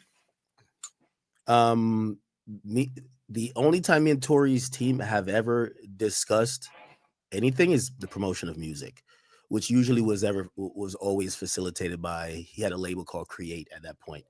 So it'd be like, hey, listen, we're doing a campaign. Yo, I need, we're trying to go big this week. I'm dropping a music video, Hey, Create is going to take over. That's how, and I'm glad you asked those foundational questions earlier, because that's how I work with pretty much even any artist. It's be like, hey, listen, I'll deal with your label. Your label is going to be the people who are going to send over music. Hey, here's this music. Any reactions? Could we get it posted that everybody's posting at the same time? Cool. But in terms of information, and I don't know if that's what you were asking, maybe in an indirect way. No, absolutely. Never talked. Real niggas do what they want to do. Bitch niggas do what they can. Whole ass niggas gonna talk about it. Fuck niggas gonna get caught. Some other shit. Whatever you do, make sure you do it capital. Today, do it capital. You feel me? I'm not to the next one. Real nigga reactions. Hey, I'm a hustler on a mission. Grinding for that spot, a brand new pot to piss in. Trying to school my partners home, they pay attention. I'm sticking to my vision, on the road to the rich. Every single day, I'm a hustler on a mission. Trying to get 100 M's, nigga, I ain't kidding. I'm on a mission, 24/7, 365.